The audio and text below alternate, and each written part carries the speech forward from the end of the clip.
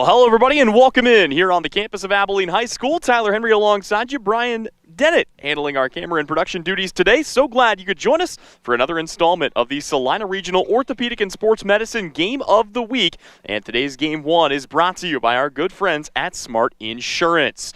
Two teams coming in here looking to gain even more of a foothold early in the season. Each has found a good deal of success. For Southeast of Saline, they have been on a tear at 6-2. They've won each of their last 6 contests with a plus 90-plus run differential in just that span. Meanwhile, for Abilene, they've tangled with a couple of really tough customers here in the early goings of their schedule. Had to move a Riley County doubleheader to next Thursday, so they are playing in just their 5th game of the regular season. But you look at their first 2 opponents, a Salina South team that they leveled up to take on from Class 5A, and then, of course, a Rock Creek team that joined them at the 4A state tournament just 1 year ago.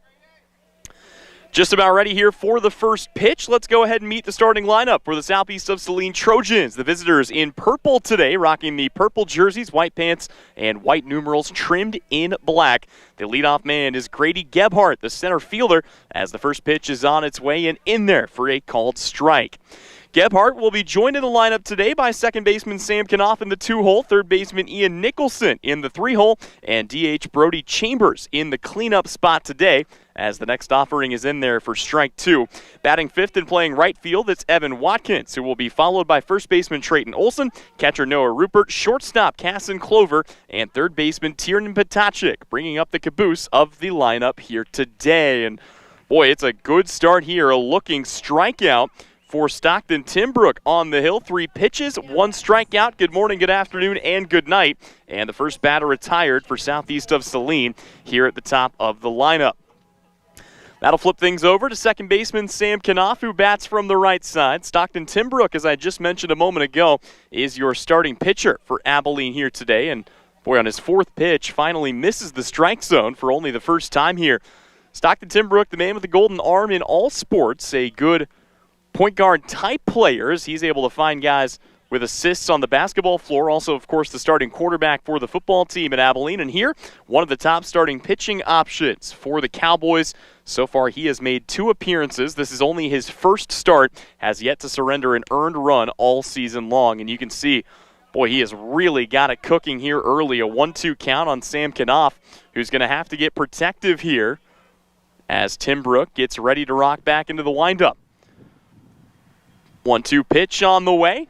Up and away. Easy enough to lay off of there for Knopf. And the count goes even at 2-2. Abilene comes out today wearing the home gray pinstripe jerseys. Orange numerals trimmed in black. As the 2-2 is on its way. Swung on and missed. And on just 8 pitches, it's 2 strikeouts to start the day for Stockton Timbrook.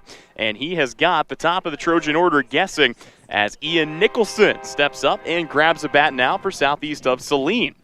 While we've got a moment, the defense for this Abilene squad will be as follows. Zach Miller is starting behind the dish. It's Jake Bartley over at first, Drew Hansen at second. Thomas Keener is your starting shortstop today, and Heath Hookman will start at the hot corner, tending to third base. The outfield from left to right consists of Evans, Becker, and Lane Hookman out in right field. There's another pitch delivered in there by Timbrook. Not messing around with that velocity.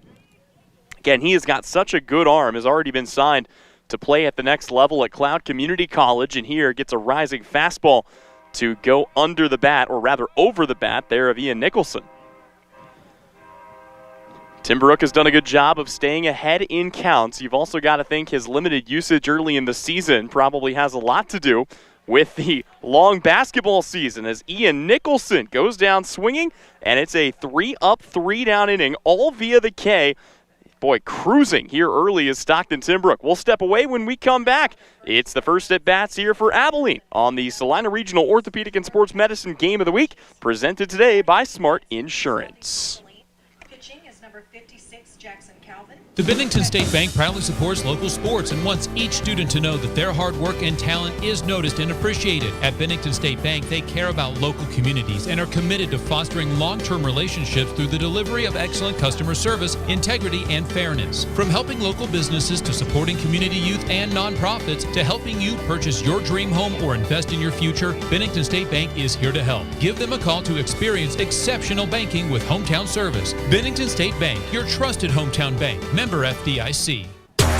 The hours of drills, the pre-dawn workouts, the hundreds of laps.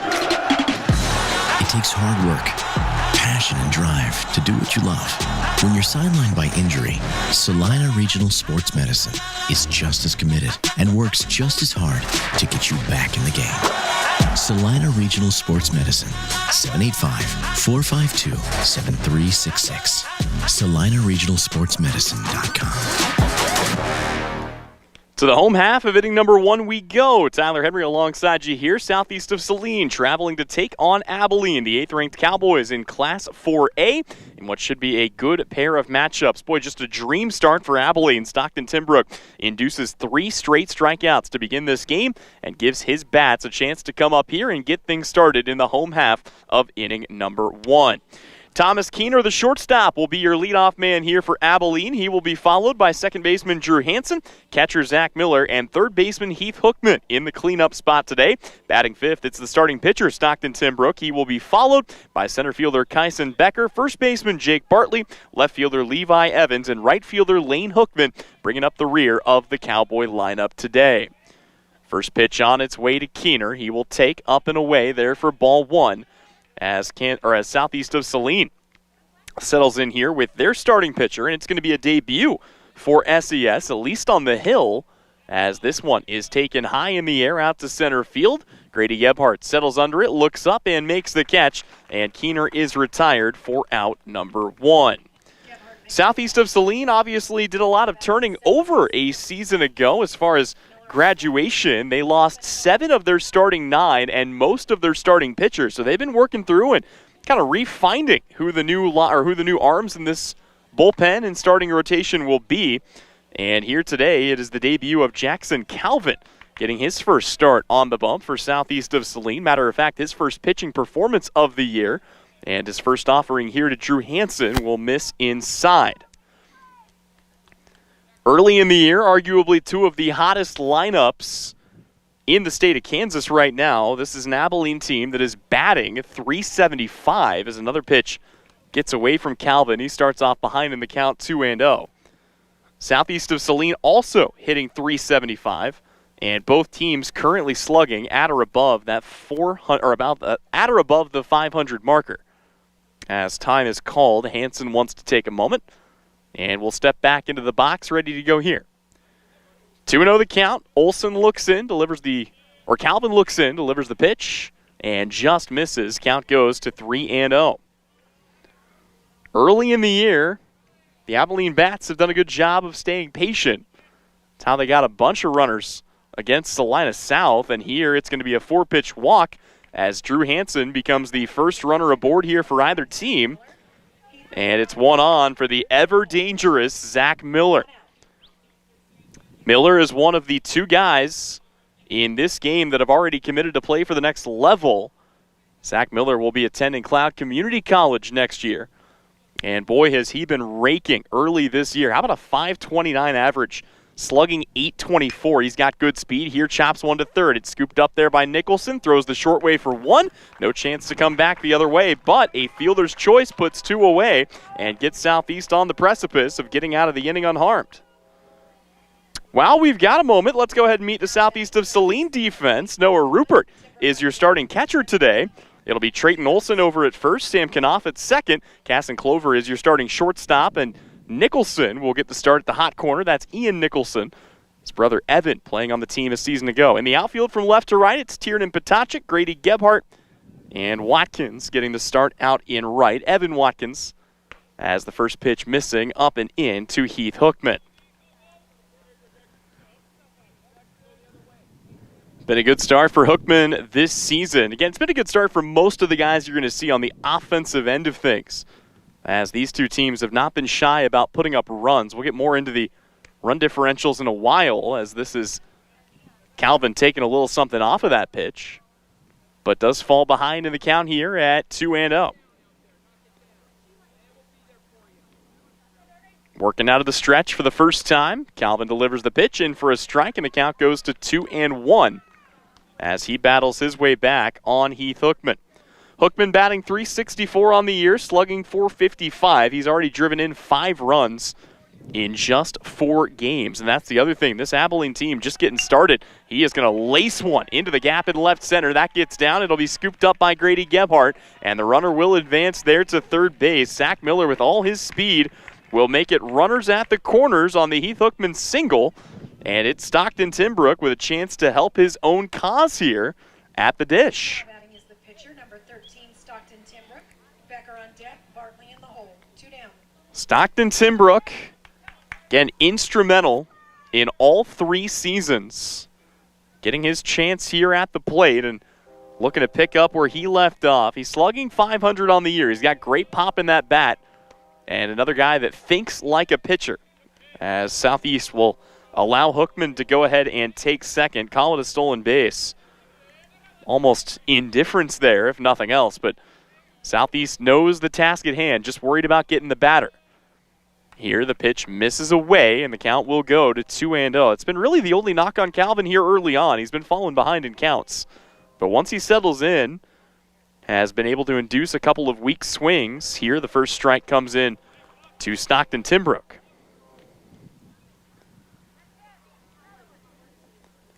Calvin becomes the 10th different pitcher to toss at least 1 inning here for Southeast of Saline.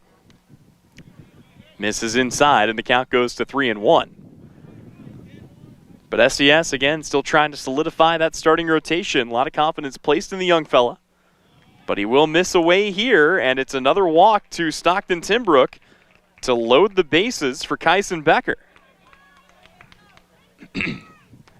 Becker certainly a capable hitter in his own right.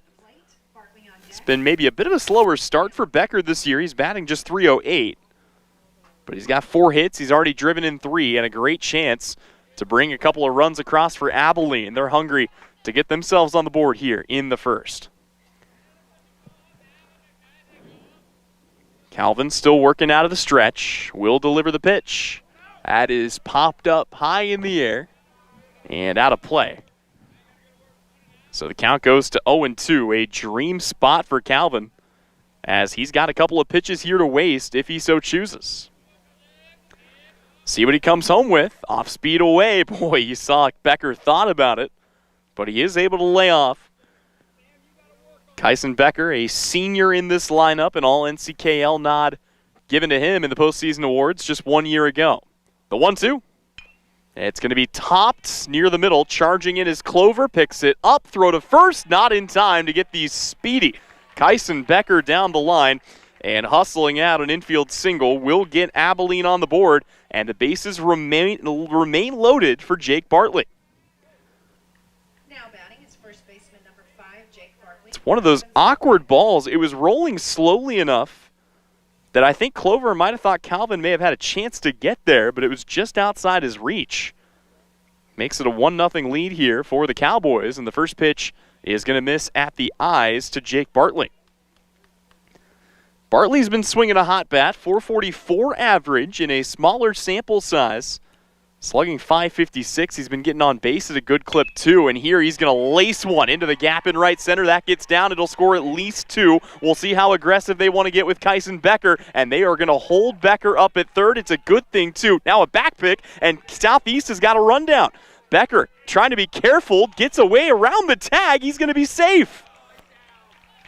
Oh, my goodness. Kyson Becker pulls a move straight out of the matrix to get around the tag of freshman catcher Noah Rupert.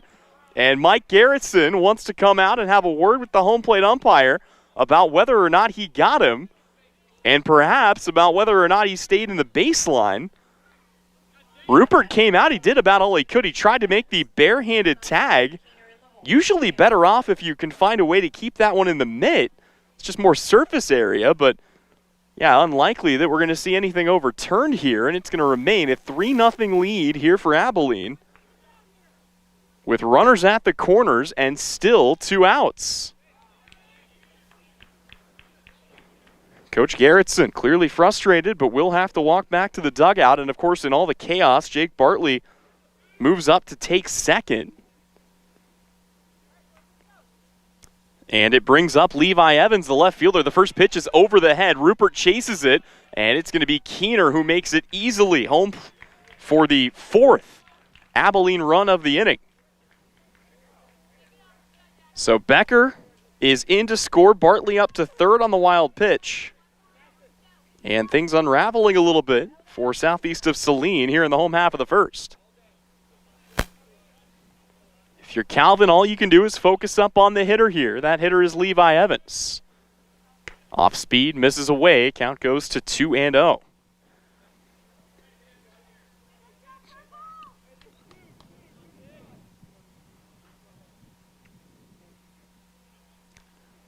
Calvin settles in, misses inside, and the count goes, I thought, to 3-0. See what the umpire signals here. May have a discrepancy there on the board. Calvin looks in, strike called, and we'll go with the count on the scoreboard here, which does show 2-1.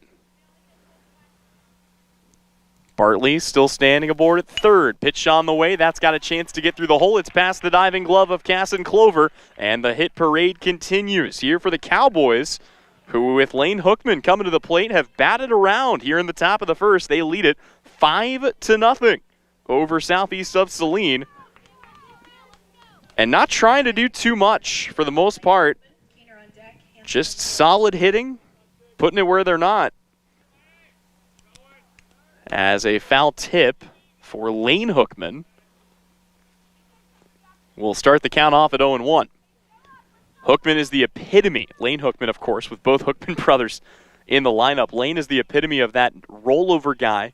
He has been the best hitter on this team. They bat him down in the 9 spot, and that's been a new trend. As Rupert throws down to second, it's a good throw. I think they got him, and they did. Noah Rupert will take Levi Evans out at second. He is caught stealing, and that is how the first inning will come to a close, but not before Abilene strikes for 5 big runs. They lead it 5-0 when we come back the second inning of play here on the Salina Regional Orthopedic and Sports Medicine Game of the Week. The Cowboys work hard on the field, and you need an insurance agent that works just as hard for you. With 24-hour service and the ability to answer all your questions, your local State Farm agent in Abilene is Amanda West Agency, supporting the student athletes of Dickinson County. Confidence. It's important to have when you're on the road. With innovative Bridgestone tires on your car, truck, SUV, or minivan, you're riding on tires you can trust. Bridgestone tires are engineered to give you peace of mind so you can focus on enjoying the journey. So whether you're on your morning commute, a cross-country road trip, or a relaxing Sunday drive, Bridgestone tires will be with you wherever life's roads may lead. Bridgestone, your journey, our passion. Available at Don's Tire and Supply, your local Bridgestone dealer, serving Abilene and the surrounding areas for over 40 years. Don's Tire in South Abilene or donstire.net.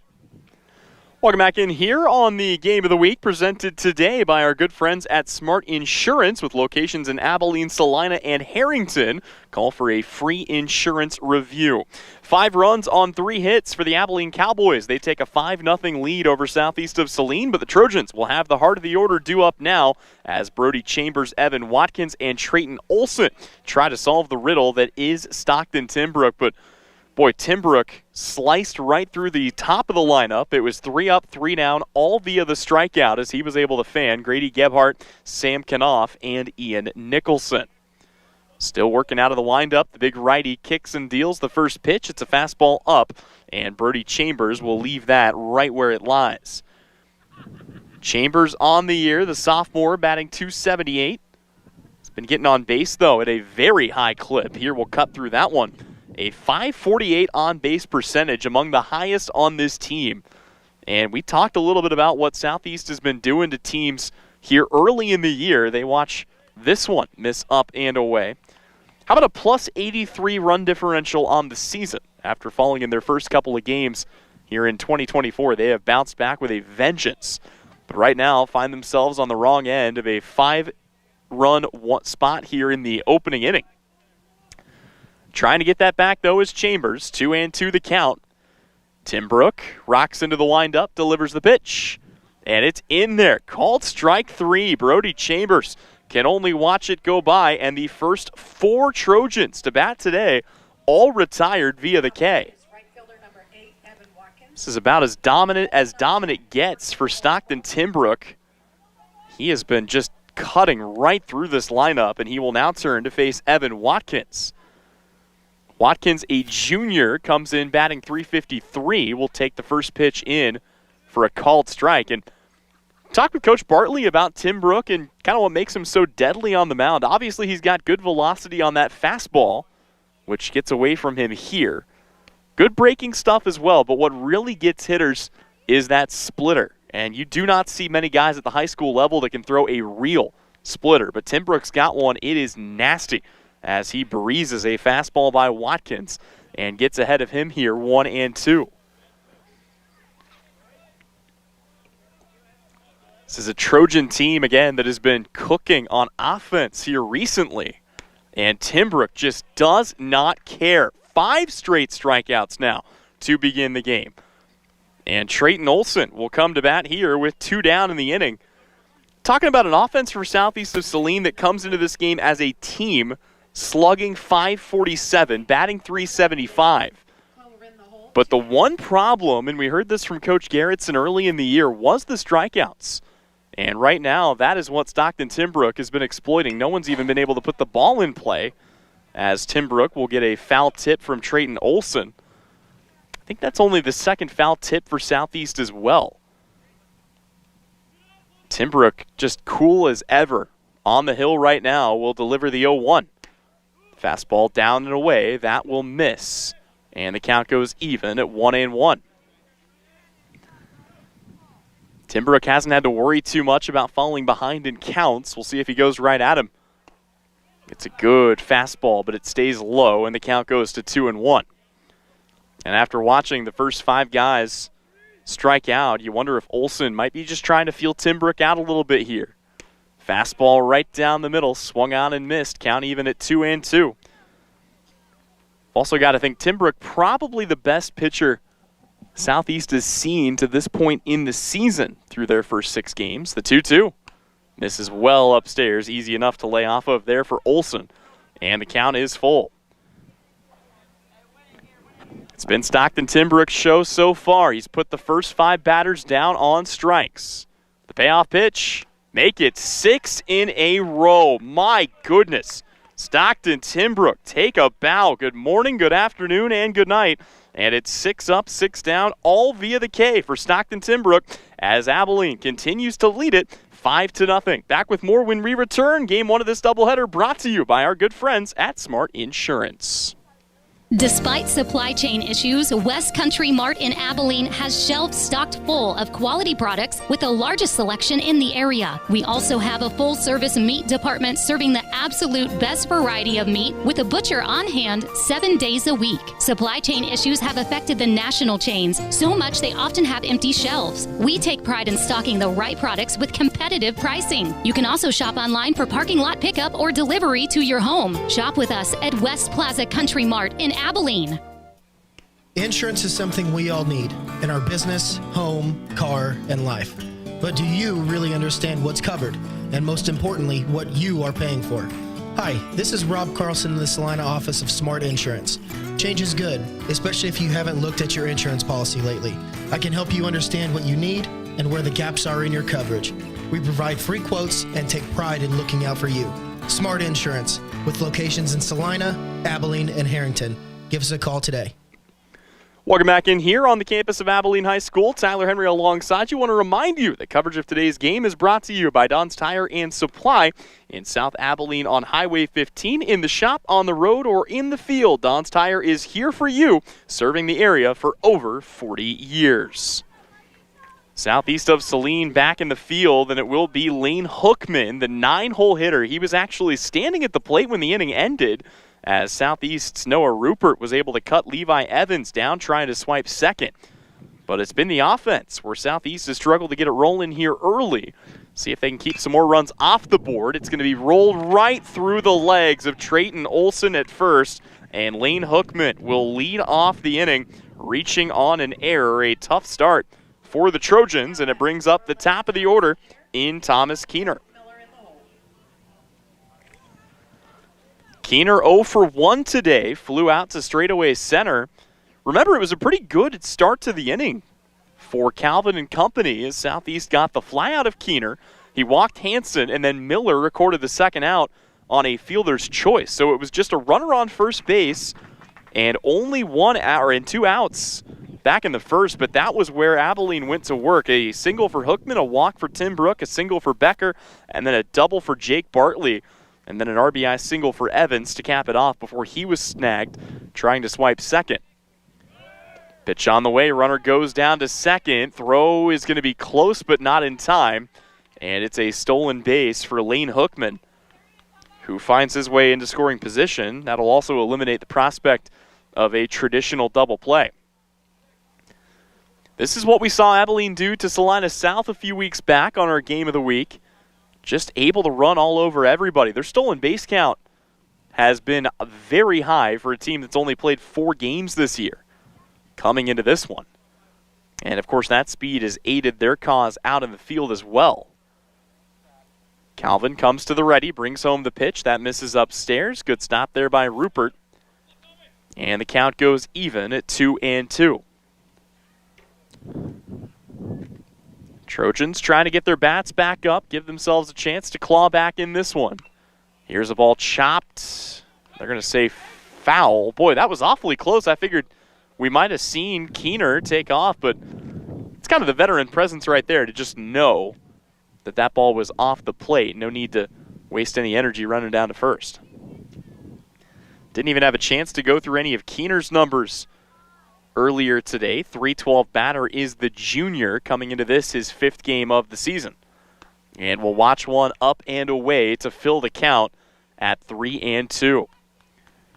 Boy, just gorgeous conditions for baseball here today. A great day to play, too. About 70 degrees, all sunshine. Light breeze sweeping across from left to right. Probably won't impact the ball all that much, at least here at the start of this game, as Keener is going to wear one. And it's 2 mistakes to put 2 runners aboard for Southeast of Saline. Abilene has got him at first and second following the error and the hit by pitch. Now batting, second baseman number 20, Drew Hansen. Miller Brings up Drew Hansen, who reached on a walk his first time up. Bats from the right side against the righty in Calvin. Jackson Calvin working out of the stretch here. Good speed at all spots and squaring and showing bunt here and pulling it back. Runner goes down for third. I think they were trying to pull the corners in and not able to get the runner. That was the speedy Hookman who is going to be able to get in. So the double steal works to perfection here for the Abilene Cowboys. And Abilene is just stealing all over the place right now. That is now their 4th stolen base of the day. It's still the 2nd inning.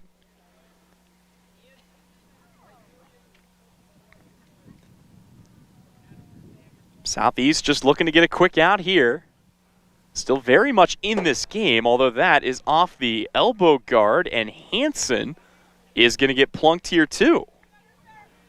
So back-to-back batters beamed by a pitch, and that is going to fill the bases, and here comes Coach Gerritsen. Perhaps just to have a word with Calvin, or perhaps this is an early end to his day. We'll see which direction the Trojans go in. It's been a rough start here to the inning for SES. Again, they already trail 5-0. Nobody out here in the second, and now the bases are loaded following an error and 2 hit batsmen. Got to think, though, for Southeast, probably expecting that Calvin would go deeper into this game. I don't know if anybody has had time to get up and get warm out in the bullpen yet. SES has used 10 different pitchers already this season. Calvin the 10th will stay in the game, and it won't get any easier as he faces off with Zach Miller. Grounded into a fielder's choice to third, his first time up. Miller has been a problem for opposing pitchers this year, getting on base at a .529 clip, 9 hits for him, including 2 triples, and waves at a first pitch here. Boy, he wanted to send that thing back to gypsum. That's good off-speed stuff there for Calvin, and you have to wonder if some of that conversation to Calvin was just about attacking the zone, as that is laced but foul down the line. Calvin ahead here 0-2. It's a good Abilene lineup. It's an imposing lineup, but you can't be afraid to go at these guys. We've already seen what happens when you fall behind in counts. Here it's Jackson Calvin ahead in the count, and does deliver a pitch that comes in and hits Miller, and that is going to bring across the 6th Abilene run of the day.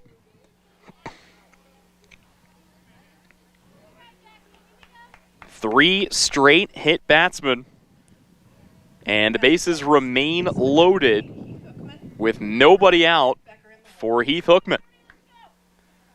Keener slides up to third, Hansen to second, Miller to first, and Hookman, who got the first hit of the day, stands in, takes a good-looking fastball there for strike one.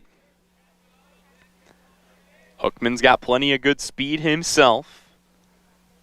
Already a couple of doubles on the year. As another fastball finds its way inside, count even at 1-1. Calvin from the stretch gives up one into left field. That gets down in front of Potacek. They're going to go ahead and wave the runner around. They're trying to score 2. Coming in, and there without a throw to score easily is Drew Hansen. So it's going to be another across here for the Cowboys. Matter of fact, that's going to clear the bases. No, it will not. Holding up a second there was Miller, who got caught between first and second. It was hard to see through the dust there where Miller went.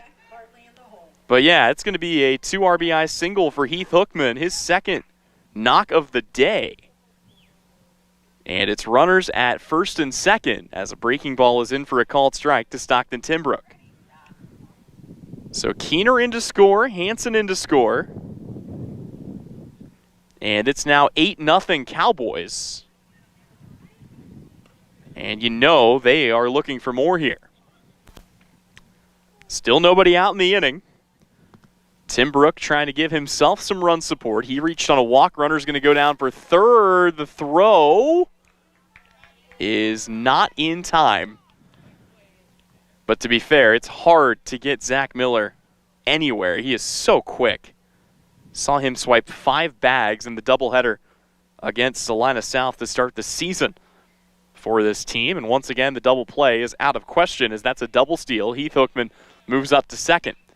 Timbrook gets under one, sends it out to right. Watkins comes in, and it's actually going to be the catch made by Knopf, who drifted out. They're going to tag up. The throw is cut off, and it's going to be Miller in to score. I'm a little surprised Knopf didn't just try to take that directly to Rupert behind the plate. The cutoff gave enough time for Zach Miller to come in and score. You don't usually see somebody tag up from third on a play made by the second baseman, but that's exactly what happens. Hookman also moves up, and on the sac fly, it's now 9-0 with Kyson Becker at the plate. The very rare SF4.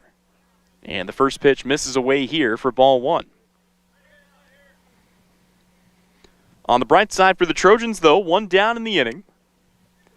Chance to focus up, try to get a few more and get yourself out of this. Called strike on the outside edge. Count goes even at 1 apiece. Becker beat out an infield single, drove in a run back in the first inning. And here watches a good pitch just miss on the outer half. That one did not miss by much. But it does miss. Counts at 2-1. Insurance Big is something we swing all and a need miss. in our business. Apologies for that. Big swing and a miss there, and the count even at 2-2.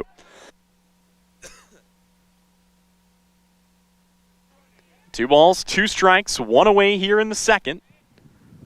Pitch on the way, fouled off. Good battle here for Kyson Becker. Becker is one of 8 members of the All-NCKL team from a season ago that returned for Abilene this year. 6 on the first team, 2 honorable mentions. Here gets caught chasing one, but he's able to keep it in play. That drifts out to deep left field. Tiernan Potacek is able to make the catch. The runner tags. There is no throw, and it's going to be back-to-back sacrifice flies to bring Heath Hookman in to score what is now the 10th Abilene run of the day. But it is 2 down here in the inning, and the base is empty for Jake Bartley. Makes the catch, 2 down. Now batting first baseman number 5, Jake Bartley. Bartley at the plate, 2 RBI double for him the first time up. Came in to score after the fact and didn't even really have a chance to talk about him before. Of course, he is Travis Bartley, the head coach's son. This is a very good team. He is only a freshman, and some people might say, oh, well, there's a connection between him being the son and being in the lineup. There can't be, because the kid's hitting .444 on the year. His numbers have been ridiculous here in the early going. Slugging .556, that is his second double of the year. He has now driven in 5 runs. The only player with more driven in this year is Zach Miller. And if this is the start of Jake Bartley's career, boy, is he going to be a problem later on. He lunges at a pitch up and away. That was nowhere near the zone, and he still takes it into the gap in right center. So Jake Bartley is going to start his day with 2 base hits and keeps things rolling now for Levi Evans. And for the second time in as many innings here for Abilene, a 9th batter will come to the plate. Of course, Evans was caught trying to swipe second base. And that's how the first inning came to an end when Hookman was standing at the plate. Here it's going to be one chop to third. It's picked up there by Nicholson. Takes a step, fires to first, and it's in time to put an end to the second inning. But not before Abilene strikes for 5 more runs. They take a 10-0 lead into inning number 3. That when we return here on the Salina Regional Orthopedic and Sports Medicine Game of the Week presented by Smart Insurance. A click here or maybe a squeal there. Your vehicle is talking to you and has a way of saying, hey, something is wrong. Listen to your ride and take it to M&M Tire in Abilene. M&M Tire and Auto offers a huge selection of tires for all types of cars and trucks. They also offer everything from computer diagnostics to custom exhaust to complete engine and transmission replacement. Routine scheduled service or major repairs. Trust the experts at M&M Tire and Auto on Buckeye in Abilene. For over 25 years, tires aren't all they do. APAC Kansas Incorporated has been building the Heartland from the ground up for over a century. From the supply of aggregate materials, hot mix asphalt, and concrete to the construction of roads and bridges, we do it all. You've seen our trucks, and now we want to hire you. APAC in Salina is growing, and we are hiring for all positions. From truck drivers to mechanics, general laborers, and construction, APAC has your next career. For more details, visit the job links page at salinapost.com. Great pay and benefits, APAC is an equal opportunity employer. Welcome back in here on the campus of Abilene High School, actually just off the campus of Abilene High School. Tyler Henry alongside you, Brian Dennett, handling all of our production and camera duties today, and Stockton Timbrook cruising through the order so far. He has been putting on a show. He has faced 6 batters, he has retired 6 batters, and no one has put the ball in play yet. He's gotten 6 strikeouts, 2 looking, 4 swinging, and he now faces the bottom third of the Southeast lineup. It'll be Noah Rupert, Casson Clover, and Tiernan Potacek on to face the ever-dangerous Stockton Timbrook. His first offering will miss away, and the count starts off at 1-0. As much as you'd love to take a pitch against Timbrook, you got to think so good about getting strike one more often than not. You don't want to fall behind a guy with that kind of talent. Big swing and a miss there. That'll make the count 2-1. As he got Noah Rupert, the freshman, swinging out of his cleats a little bit that time. Next offering on the way, misses down and out. And it's a 3-1 count for Rupert, who is likely going to get something at the very least in the zone. See if he can pick out his pitch and drive one here. Timbrook delivers it home, and it is hit into foul territory. The catch is made there by Bartley. That is the first player to put a ball in play on Stockton Timbrook. It is 1 down for the Trojans here in the third. Bartley makes the catch, 1 away. Casson Clover now will grab a bat for southeast of Saline. Clover, another freshman, getting some time here in his first season with Southeast. .333 his average, .500 on base percentage. He's been good about staying patient. First pitch to him will miss upstairs. Like I said, it's a Southeast team that brought back just 2 members of their starting 9 from a year ago, and one of those was Cole Gilpin, who, as far as we understand, is likely going to be unavailable to Southeast for the rest of the year. So having to make do without what could have been their starting pitching ace this year, as well as one of the better bats in their lineup. Gilpin, in a small sample size, was batting .391, slugging .609 with 9 hits and 3 doubles coming into this doubleheader. 2-1 to Clover. That's going to be lifted to shallow. Nope, it's not quite going to reach the outfield. Keener comes over and makes the catch, and it's 2 down to start the third. Keener makes the catch, 2 down. Left fielder number 10, Tiernan. So Stockton Timbrook continues to face the minimum. He will turn and face Tiernan Potacek now. Potacek batting in the 9 hole for Southeast of Saline. This is a very young SES squad, as the first pitch is in for a called strike. Potacek, another freshman, has 2 hits to his name already this year. Takes a big cut here, though, and falls behind at 0-2. This is where Timbrook's been getting guys finished off here. He gets ahead in the count. He's awfully dangerous. A lot of options for him. Just misses on the outer half. That one breaking away. Good take there by Potacek. Not many freshmen in the state of Kansas would have laid off of that one. The 1-2 is going to be again lifted. It is taken to short. Keener will make the catch, and it's another 3-up, 3-down inning for Stockton Timbrook, who has faced the minimum through 3. We go to the home half of inning number 3. It's going to be the Trojans in the field when we come back here on the Salina Regional Orthopedic and Sports Medicine Game of the Week, brought to you today by our friends at Smart Insurance.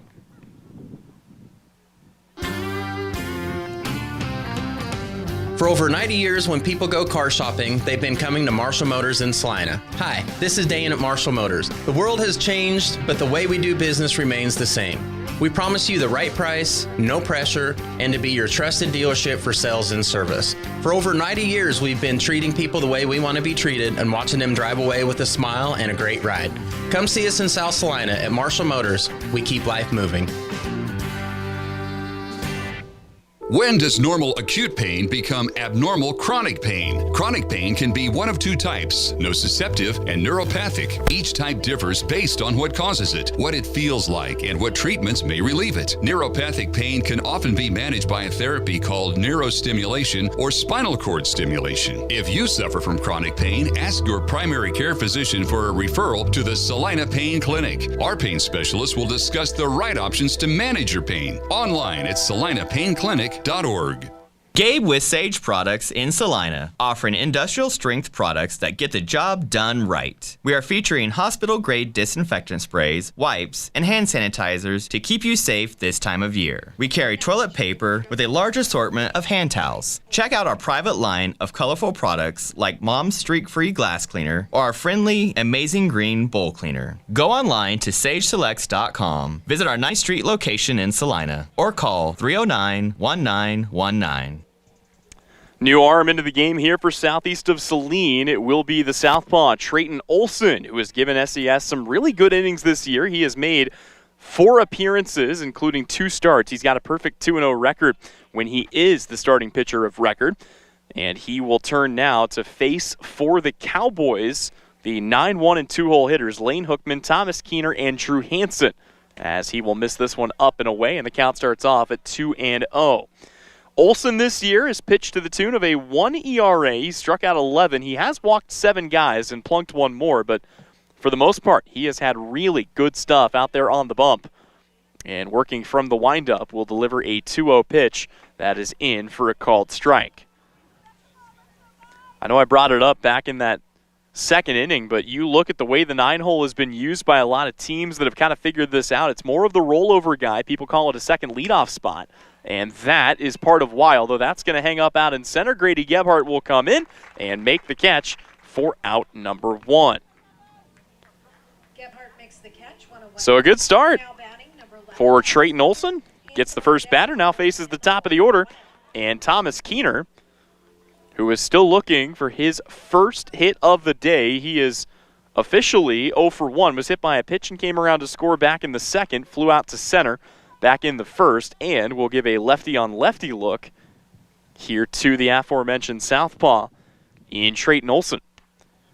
First pitch at the knees. They're going to say just low. Olson wanted to know where that pitch was. He may have a case, but ball one regardless, and Keener will dig back in.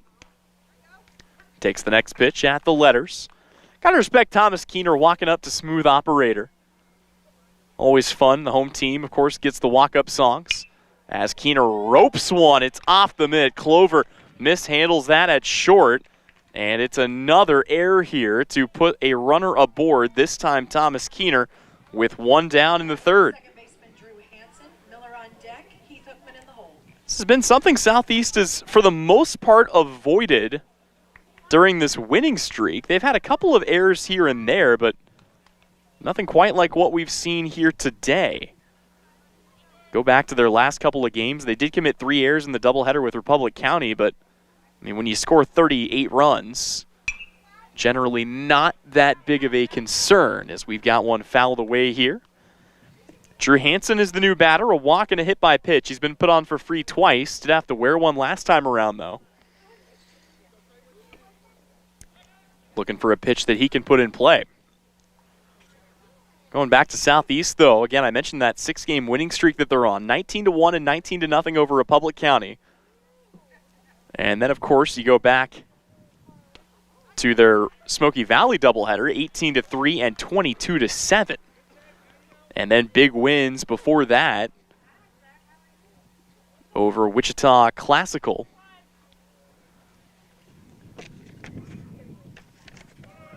As this misses low, runner takes off and is in safe. Quick correction, Wichita Independent. It's another stolen base for the Cowboys. Keener slides up 90 feet. And Abilene's speed continuing to give their opponents problems this year. Olson, though, in a good spot, brings home the 1-2. That's taken out to center. Coming over is Gebhardt. He will make the catch, and it's 2 down here in the third to bring up Zach Miller. Gebhardt makes the catch, 2 away. Even when Zach Miller isn't doing productive things, he's finding his way on base. Reached on a fielder's choice, was hit by a pitch, stole a base, and come around to score 2 runs today. Himself and Heath Hookman, the only 2 with that honor. And, of course, talks to Hansen, gets a little more of the scouting report on Trayton Olson. First pitch swinging, taken to short, picked up there by Clover. Throw back to first, knocked down in time, and that will end the third inning. So Trayton Olson comes in, he takes care of business. Abilene scoreless in the frame, but still up 10-0 here on our Salina Regional Orthopedic and Sports Medicine Game of the Week, brought to you today by Smart Insurance. Your next visit to the doctor for an upcoming procedure or surgery should start with a conversation about Salina Surgical Hospital. Hi, this is Geraldine Diedrich, and we are truly committed to fostering your health and well-being. From outpatient procedures to inpatient stays, you will feel the difference in our excellent care and compassion. Talk to your doctor about scheduling your next procedure at Salina Surgical Hospital. Your surgical experience is our specialty. Salina Surgical Hospital is partially owned by a group of local, community-involved physicians. Opus Plasma Skin Resurfacing at Salina Medical Aesthetics is similar to traditional laser skin treatments. It uses thermal energy to produce anti-aging results as opposed to traditional laser energy. There's minimal downtime, and each session only takes about 45 minutes. Most patients see a noticeable difference with just one procedure. Treat moderate to deep wrinkles, fine lines, sagging skin, rough patches, poor skin tone, and sunspots. Opus is a fantastic treatment for anti-aging. For a free consultation, contact Salina Medical Aesthetics and learn more at salinamedaesthetics.org. Top of the order due up for the Trojans to face Stockton Timbrook for a second time. But while we've got a break in the action, I want to remind you that coverage of today's game is brought to you by Smart Insurance. The Cowboys work hard on the field, and you need an insurance agent that works just as hard for you. With 24-hour service and the ability to answer all of your questions, your local State Farm agent in Abilene is the Amanda West Agency, supporting the student athletes of Dickinson County. So far, the best insurance policy for the Cowboys has been starting pitcher Stockton Timbrook, who has faced the minimum. He started this game with 6 straight strikeouts and will now face the top of the order once again. Grady Gebhardt, Sam Knopf, and Ian Nicholson are the 3 to lead things off here for SES. We'll see if the Trojans can sort things out with the bats the second time through the order, but again, easier said than done against Timbrook, who has been cruising throughout the course of this season. Got to remember, too, he was on pitch counts earlier this year, did not see a ton of innings. He does have 1 save. This is his first start. And from what I remember, from what I talked about with Coach last season, Timbrook is one of the guys that is one of the primary starters, but again, basketball season going into state time meant that the pitching program was a little behind for Timbrook. And he and some of the others that play on the basketball team, a lot of dual sport athletes here, have been a little bit behind on that, but finally catching up and finally getting in positions where they can go deeper into games, and that's a good thing. It's another thing we talked about with Coach Bartley. You know, you win the season, you get the wins that you want in late April and in early May. You don't necessarily get those in February and March, and if you want Timbrook to be ready to pitch his best innings, you want those to come during regionals and state, not necessarily early in the year. That said, he has been phenomenal so far, although the first base runner to reach is going to be the speedster Grady Gebhardt, who will take his base on a 5-pitch walk. So Sam Knopf will grab a bat, and for the first time all day, we are going to have to see Stockton Timbrook go to the stretch. See if that changes anything for him. Tries a quick pickoff move. Diving back in is Gebhardt. Boy, you think he's not aware of Gebhardt's speed over on first base? Gebhardt's got a lot of speed. He is going on the first pitch. Miller's throw down to second. It's a good one. It's not in time. Grady Gebhardt runs like a man possessed. We saw it on the football field this year, and we see it again there as he is in with a stolen base. Takes the traditional double play out of the question. Sam Knopf struck out his first time up. Squares to bunt, gets it down. That'll be fielded by Timbrook, who goes to third, and the tag is there. Oh, my goodness. That's a risky play for Stockton Timbrook, but he executes it to perfection. You talk about trusting your third baseman. Heath Hookman's got to be in the perfect spot to make that tag on the very quick Grady Gebhardt, but the lead runner eliminated, a fielder's choice for Knopf. And now, if you're Abilene, you take the biggest scoring threat from a speed perspective off the base paths. Ian Nicholson, standing in at the dish now, will take the first pitch in for a called ball on the inner half.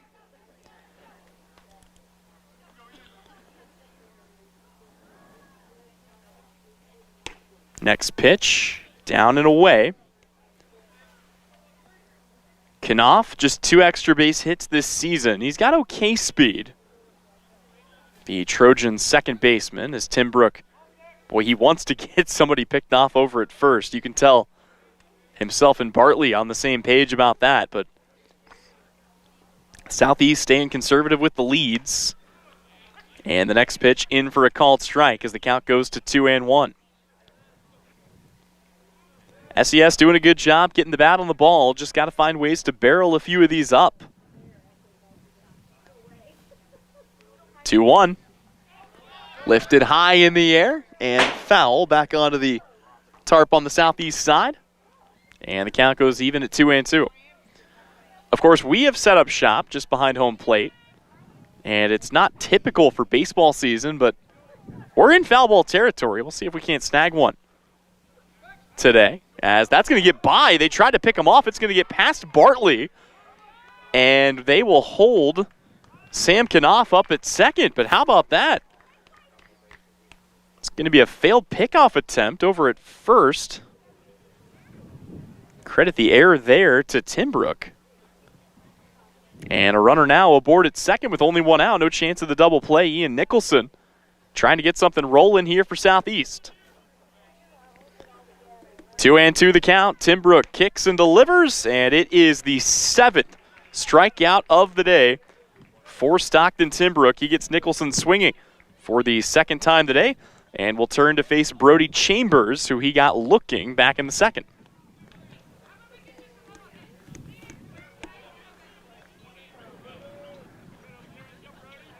Cowboys ready to go. Nobody really holding the runner on at second. Still a very short lead, though.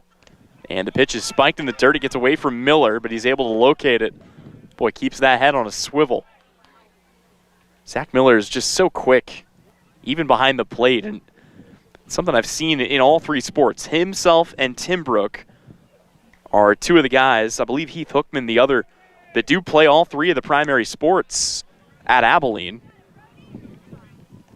This pitch missing down and away. Count it 2-0. Chambers ahead in the count. Looking to pick out a good pitch and drive one. The 2-0. Misses up and in. And Chambers, I would imagine, will take here. One would think. Although down by 10 might not be the worst time in the world if you trust him to have Chambers swing away. We'll see if he's got the green light. The 3-0. Right down the pipe for a strike. Chambers taking all the way. That's the safe bet.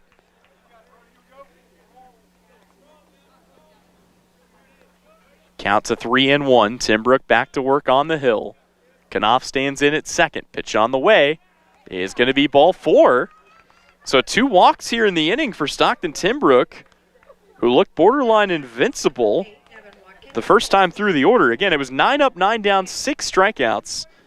Then he walked Grady Gebhardt. A fielder's choice of Knopf took Gebhardt off the base paths, struck out Nicholson, and now has walked Brody Chambers. 2 down in the inning. Force out at any bag here for Abilene. First pitch on the way. That's taken down the line. Drifting over is Lane Hookman. He will make the catch, and that will get the Cowboys out of the 4th. Southeast of Saline gets a couple on, does not get anybody across. It remains a 10-0 game as we go to the home half of inning number 4 here on the Salina Regional Orthopedic and Sports Medicine Game of the Week, presented by Smart Insurance. Springtime is here and we're on the go. Visit Commercial Tire Center and get ready to roll. We're driving more and more and getting ready for springtime activities. From the smallest lawnmower tires to passenger tires, farm tires, and the largest truck tires. Call Commercial Tire for repairs that aren't tire related. Our automotive and diesel mechanics will fix it right the first time. Commercial Tire Centers, West Crawford and North 9th in Salina. Commercial Tire Centers, where service is everything. Salina Medical Aesthetics has a special invite for you. A spring open house that not only will help you spring a good time, but will also spring lots of great prices on your favorite products. Put it on your planner. Saturday, April 20th from 9 a.m. to noon. Event-only specials, exclusive drawings, and more. This is also a chance for you to learn more about the growing menu of SME's products and services. The Salina Medical Aesthetics Spring Open House, Saturday, April 20th from 9 a.m. to noon. Follow SME on social media for more information. Welcome back in here on our Salina Post Game of the Week here in Abilene, Kansas. Cowboys holding a 10-0 lead. They will stand in to face off against Trayton Olson, who came in relief. And he's been pretty good ever since checking in. Got a couple of weak flyouts to center, and only one person reached. It was on an error, but he will now have to go right into the teeth of the Abilene lineup. Heath Hookman, Stockton Timbrook, and Kyson Becker will lead things off here for Abilene in the home half of the 4th. First pitch is on its way, misses down and out.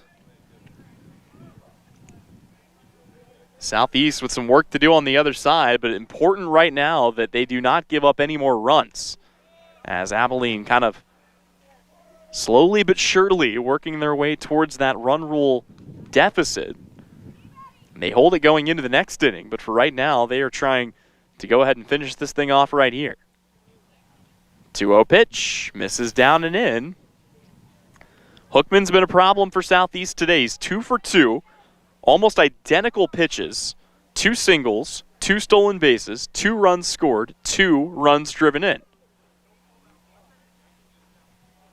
And not sure what that was about, as Olson needed to get rid of a piece of equipment, tried to throw it back to the Southeast dugout, but I think the wind stopped it. And Coach Garrettson had to run out to retrieve it. 3-0 in for a called strike on the outer half. Hookman taken all the way will settle in and look for a better pitched drive. Lefty on righty, 3-1 on the way, is in for a called strike at the knees. That one a little closer there, and the count is full on Heath Hookman. Payoff pitch. Chopped foul back into the tree line. We'll do it again. Good crowd on hand here in Abilene on both sides. A lot of orange, a lot of purple. The Gypsum faithful have traveled as they always do. Another payoff on the way. That is low, and it will be a walk issued to Heath Hookman. And the leadoff man is aboard here for the Cowboys to bring up Stockton Timbrook. But like I mentioned earlier, if you weren't with us, could not ask for better conditions today. 70 degrees, mostly all sunshine, a little smoke off in the distance. Some farmers burning fields right about now, but yeah, just a great day for some baseball as the first pitch to Timbrook is fouled away. All 9 spots in the order for Abilene have reached base at least once. 8 of those 9 spots have come around to score at least 1 run. Timbrook involved with a sac fly RBI. He also walked and came around to score back in the first. And here we'll watch a pitch just outside to even the count at 1-1. Of course, Timbrook's got something special going on the other side of the next commercial break that we will not talk about for lack of jinxing purposes, but got to think he's thinking right now about just trying to find a way to help his team win it in 4. And we'll get under 1. This one drifting over into foul territory. Olsen gives it a chase, but can't quite come up with it. And the count will remain 1-2. Hookman stands aboard at first. Again, he's already stolen 2 bags today. Southeast has checked him a couple of times over there just to keep him honest. He's got a good-sized lead. There he goes. And the hit and run perhaps on as that's fouled back into the dirt by Stockton Timbrook. Hookman will have to turn around and head back the other way.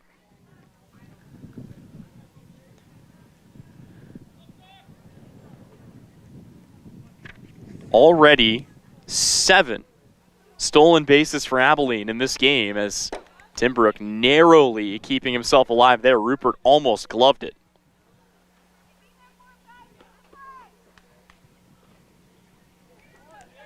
It's been a big part of their game, the running game for Abilene. It's allowed them to give teams like Salina South and Rock Creek trouble. The 1-2 misses up, and the count goes even at 2 balls and 2 strikes.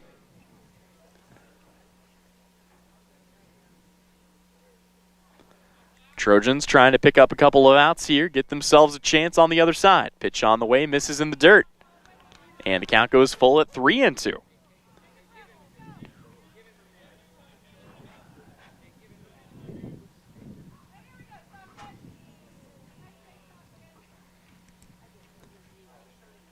I think that one might have caught Rupert a little awkwardly. He's trying to shake something off right now. The umpire doing his due diligence and brushing off the plate for him. He'll walk out, have a word with the pitcher. Coach Garrettson comes out to have a word with his freshman catcher. Noah Rupert, though, by all accounts, from everything we've heard, he's a tough kid. And whatever ails him, he's going to stay out there for Southeast. 3 balls, 2 strikes, still nobody out. And a runner on first for the Cowboys. They lead it 10-0. Olsen comes to the ready. And here comes the payoff pitch. And it's fouled off again. And I think again into Olsen. Boy, he's taking into Rupert. Poor kid's taking a beating back there right now, but it's all Timbrook can do to stay alive. Olsen's a phenomenal pitcher. We knew that from what he did for this team last year on the bump. And again, he's had solid numbers in his now 4 appearances and his 2 starts. Delivers another payoff. That one taken into center. Gebhardt runs over and makes the catch for out number 1. That is a big out for Southeast of Saline to record. And Kyson Becker will now come to the plate. It's not listed on the roster, but every time Kyson Becker comes to the plate, I saw it from way up in the press box at Salina South. It's a little clearer from field side here. He's a tall man.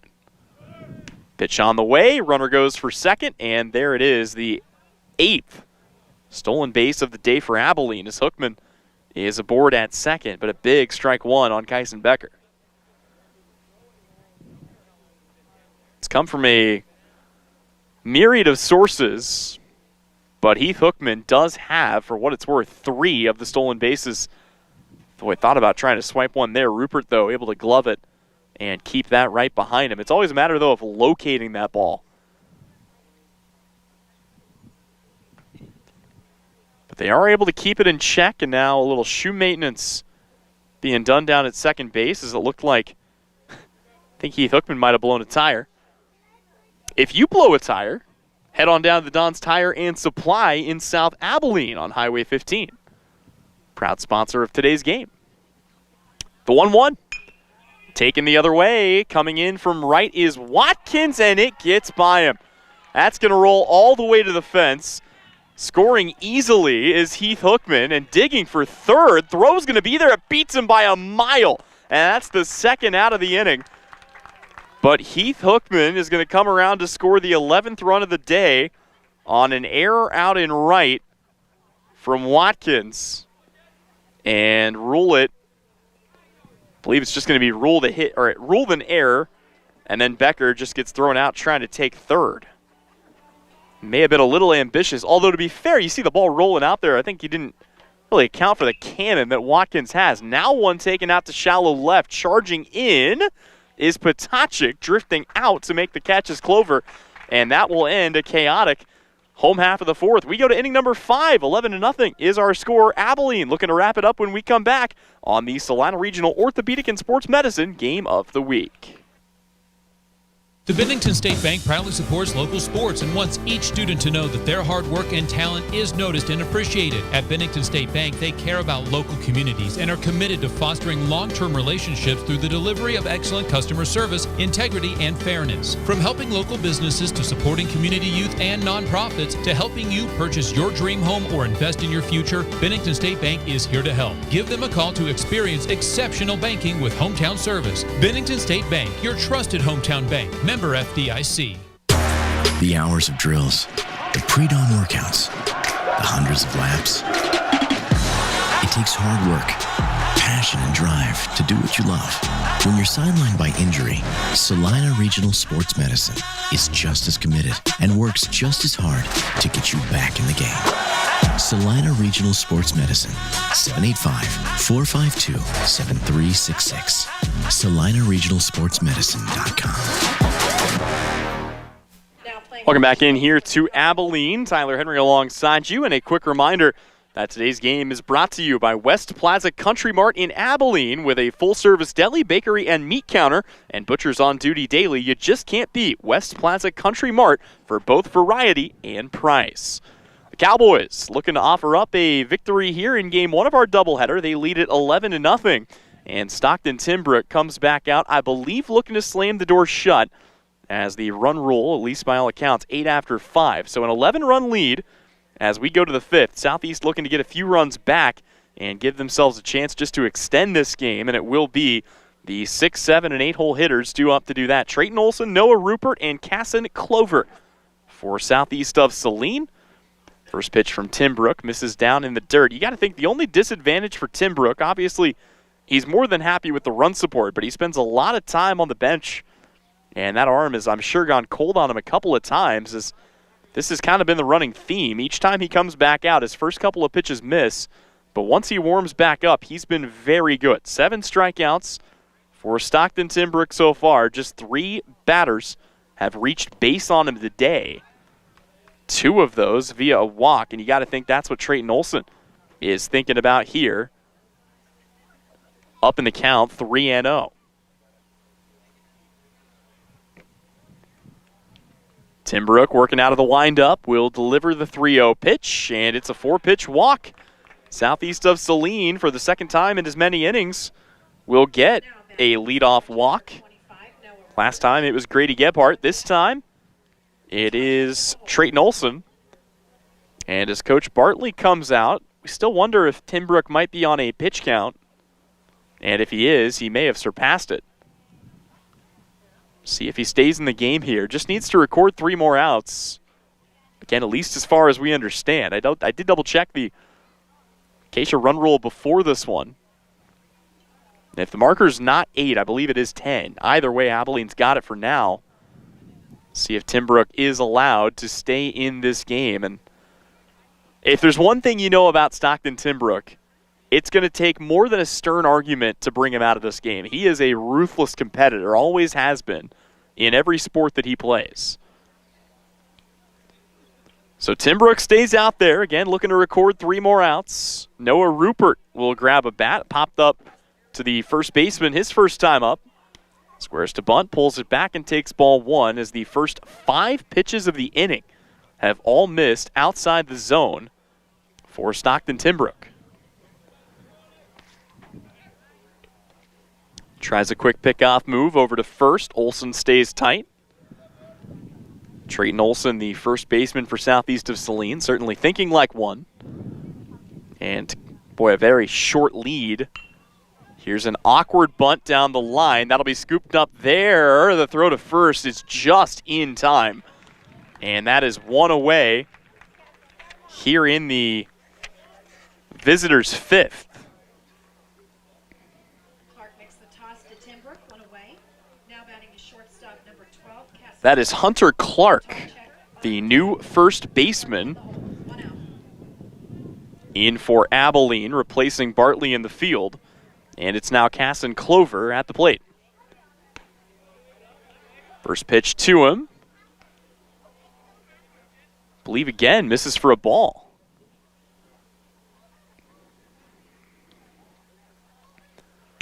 Timbrook's next pitch. This one in for a called strike, and you wonder if all it might have taken was 1 to get him rolling here. Working out of the stretch here, delivers the pitch. Big swing and a ball tipped back into the mitt of Miller.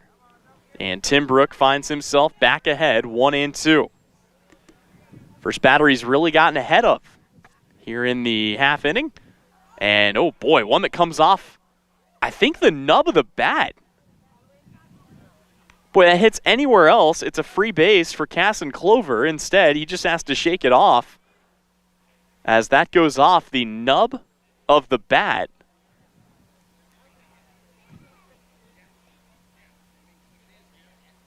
Coach Garrettson coming over, wants an explanation. Home plate umpire will walk out and talk to the field judge there.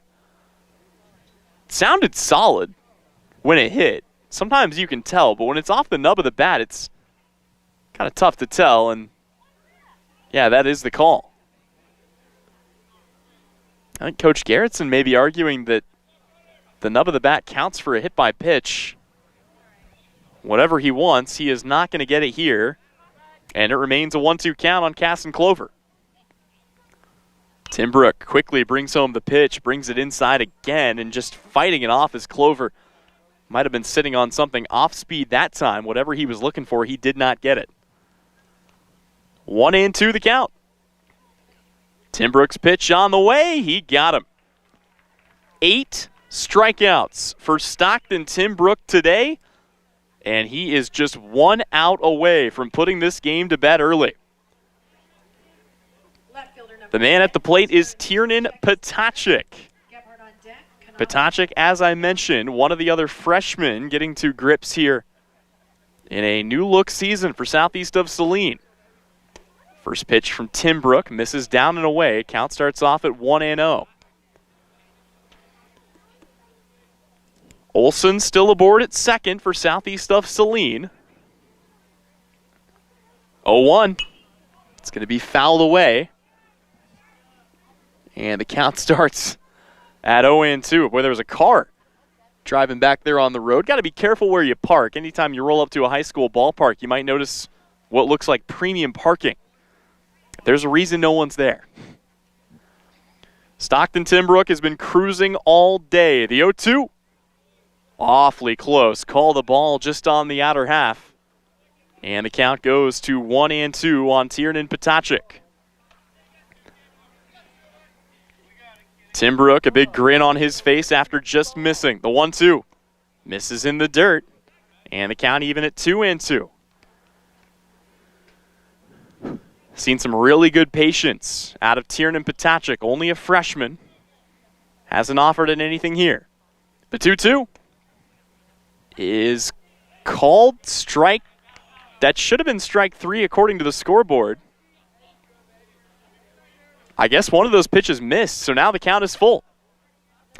3 balls, 2 strikes, 2 away. The payoff pitch misses upstairs. Throw down to third is close. Did he get him? They're going to say he did not. Wow, Trayton Olson is going to be in at third, barely.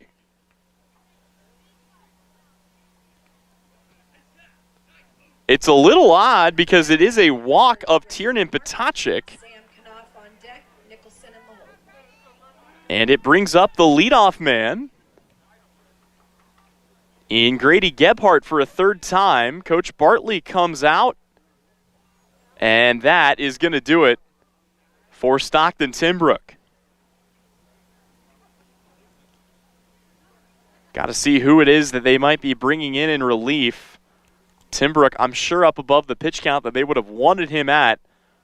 And yeah, that is going to do it for Stockton Timbrook. But Stockton Timbrook take a bow. 8 strikeouts, does not surrender a single hit. And we'll turn things over to the new man on the mound, Tyler Holloway. More on him when we come back here on the Salina Regional Orthopedic and Sports Medicine Game of the Week, brought to you today by our friends at Smart Insurance. The Cowboys work hard on the field, and you need an insurance agent that works just as hard for you. With 24-hour service and the ability to answer all your questions, your local State Farm agent in Abilene is Amanda West Agency, supporting the student athletes of Dickinson County. Confidence. It's important to have when you're on the road. With innovative Bridgestone tires on your car, truck, SUV, or minivan, you're riding on tires you can trust. Bridgestone tires are engineered to give you peace of mind so you can focus on enjoying the journey. So whether you're on your morning commute, a cross-country road trip, or a relaxing Sunday drive, Bridgestone tires will be with you wherever life's roads may lead. Bridgestone, your journey, our passion. Available at Don's Tire and Supply, your local Bridgestone dealer, serving Abilene and the surrounding areas for over 40 years. Don's Tire in South Abilene or donstire.net. Despite supply chain issues, West Country Mart in Abilene has shelves stocked full of quality products with the largest selection in the area. We also have a full-service meat department serving the absolute best variety of meat with a butcher on hand 7 days a week. Supply chain issues have affected the national chains so much they often have empty shelves. We take pride in stocking the right products with competitive pricing. You can also shop online for parking lot pickup or delivery to your home. Shop with us at West Plaza Country Mart in Abilene. Welcome back in here on the campus of Abilene High School. Tyler Henry alongside you. The new pitcher looking to close this out for the Cowboys is Tyler Holloway. Holloway, a mainstay as far as pitchers go for Abilene, but making his debut on the bump this season here in game number 5 and looking to close out the job, just needing to record one more out. Trojans have runners at the corners, Grady Gebhardt at the plate. And the first pitch is a called strike. Of course, Timbrook is still responsible for the 2 runners aboard, but what a day it was for him. 4 2/3. He does walk 4, but he strikes out 8, had not given up a hit. And Holloway is going to plunk Grady Gebhardt to load the bases for southeast of Saline and bring Sam Knopf to the plate. In case you were wondering, it was announced here by the PA, 74 pitches. That was the pitch count for Stockton Timbrook. But again, you got to think he has been on a pitch count as this ball is skied up for strike 1 to Sam Knopf. Timbrook making just his 3rd appearance of the year. Likely would have been able to stay and finish the job were this a game in late April. And now it's Holloway struggling to find the zone to even the count at 1-1. Score remains 11-0. 1-1 pitch is going to be taken near the hole. It gets under the glove of Keener. That will score a run. And southeast of Saline is on the board. It's an RBI single for Sam Knopf. And it brings up part of the heart of the order for Southeast of Saline as Ian Nicholson will grab a bat. Trayton Olson comes in to score that first run for Southeast. Tiernan Potacek moves up to third. Grady Gebhardt to second. And Sam Knopf will take his base at first. And here's one roped foul down the third base line. Boy, Ian Nicholson got a hold of that. Nicholson's just got to be happy to see somebody else on the mound. 0 for 2 with 2 strikeouts, both at the hands of Timbrook. Will take a curveball at the knees, and the count goes even at 1-1. Conditions continuing to cool off here as the evening sets in. Lights are going to be called upon a little later as Holloway gets ahead, and the count goes to 1-2 on Ian Nicholson. Nicholson trying to avoid the hat trick. The 1-2. Breaking ball in there, called strike 3, and that should do it. Wait on the official indication here from the umpires as they will confer. But I believe by the run rule, that is going to be it for game number 1. They huddle up over there. Again, just confirming this. First time we've had this come into play for one of our games of the week. And yeah, that is going to do it. So game number 1 in the books. It's an 11-1 victory for the Abilene Cowboys. Abilene will move to 4-1 on the year. Southeast falls to 6-3. And we will have game 2 of this doubleheader coming your way in approximately 30 minutes. But for now, we will step away. Again, game 2 of this doubleheader presented by Don's Tire and Supply. That's coming up when we return in about 30 minutes. Abilene takes the opener. Again, your final score, 11-1. You caught it right here on the Salina Regional Orthopedic and Sports Medicine Game of the Week.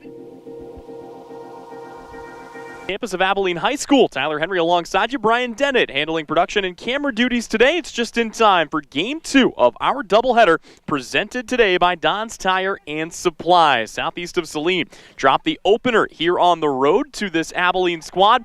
And with the result, again, a run rule shortened 11-1 victory for the Cowboys.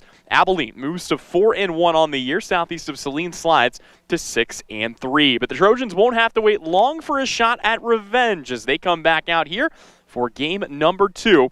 And let's meet the starting lineup here for Southeast of Saline. Going to be a similar look for the Trojans. No surprises there, as Grady Gebhardt, the center fielder, will lead things off for SES. He will be followed in the order by second baseman Sam Knopf, third baseman Ian Nicholson. Brody Chambers will bat in the cleanup spot. He is the DH here today, as Gebhardt swings through that to even the count at 2-2. Batting fifth, it's right fielder Evan Watkins, then first baseman Trayton Olson, catcher Noah Rupert, shortstop Lyric Lilly, and left fielder Tiernan Potacek.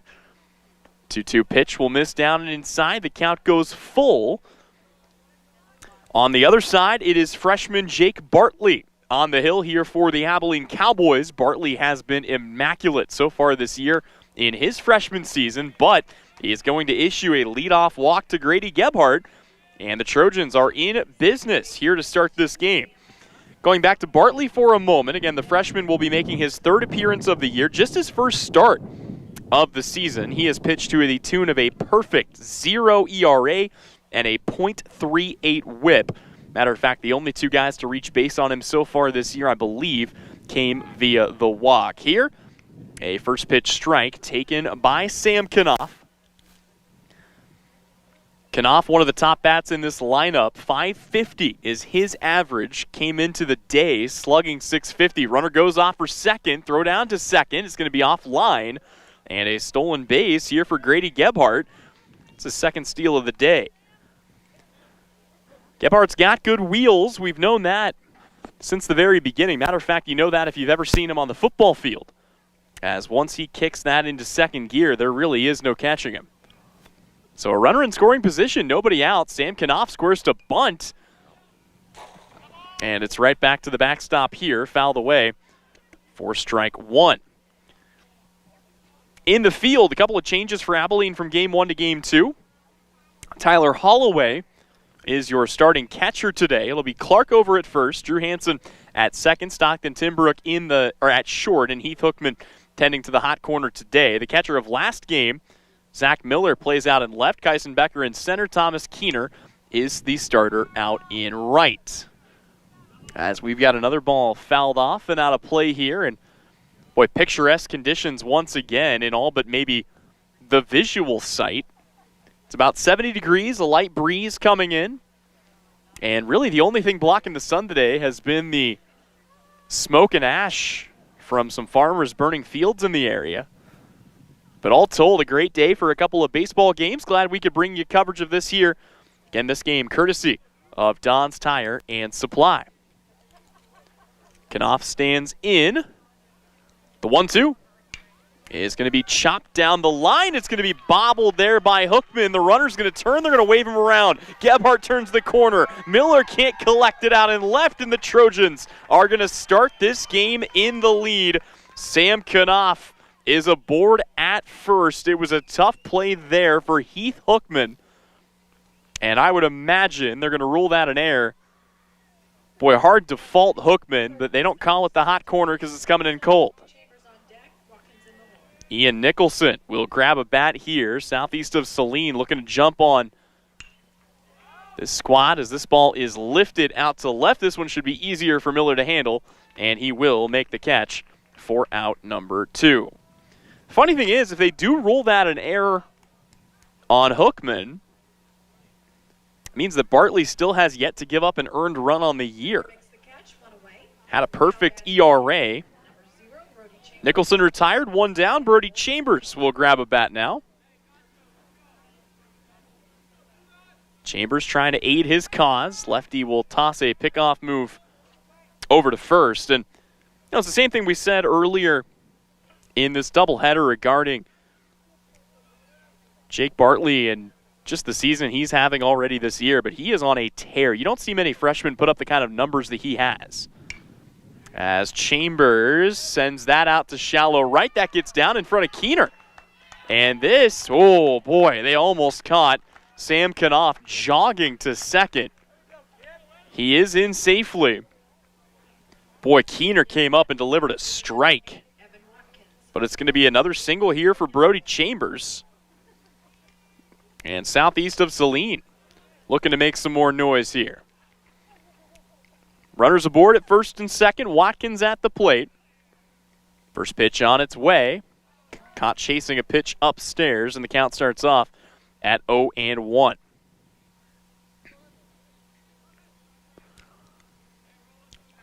Been a good start to the year for Evan Watkins. Batting .353, gets one off the nub of the bat. It's a diving knockdown here. They're going to throw to second. He is out. Everyone else moves up. That ball skipped off the dirt into the mid of Hanson. So it's Watkins in safely on the fielder's choice. It's Knopf moving up to third, and it's Brody Chambers who is eliminated between first and second. And Chambers did the right thing there. That's the right play. Any ball in the air, you're holding up.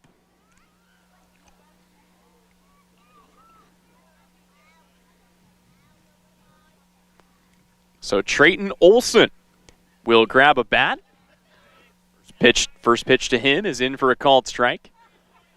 And the count begins at 0-1. Olson this year been getting it done at the plate himself. A .360 average, a .680 slugging percentage. He's got really good pop in that bat. And takes an off-speed pitch upstairs for ball 2. They say the count 2-1. They're on the board. Time called. Again, southeast of Saline comes out in the all-white pants. Purple jerseys, Trojan patch on the wrist, Trojans across the front, white numerals trimmed in black across the back. As the next pitch is skied up and foul, and the count goes even at 2-2. For Abilene, it is the all-gray pinstripe jerseys, orange numerals trimmed in black. And today, Jake Bartley has a couple of the top buttons undone there on the jersey, trying to keep things loose out there on the mound is the lefty. He's trying to get out of some trouble here. 2 away in the inning. He's already given up 1. Another run 90 feet away for the Trojans. And he will check the runner back to first. Just trying to keep Evan Watkins honest. The right fielder's got good speed. Although, again, you don't know how much he'd want to tempt fade, even with a runner 90 feet away.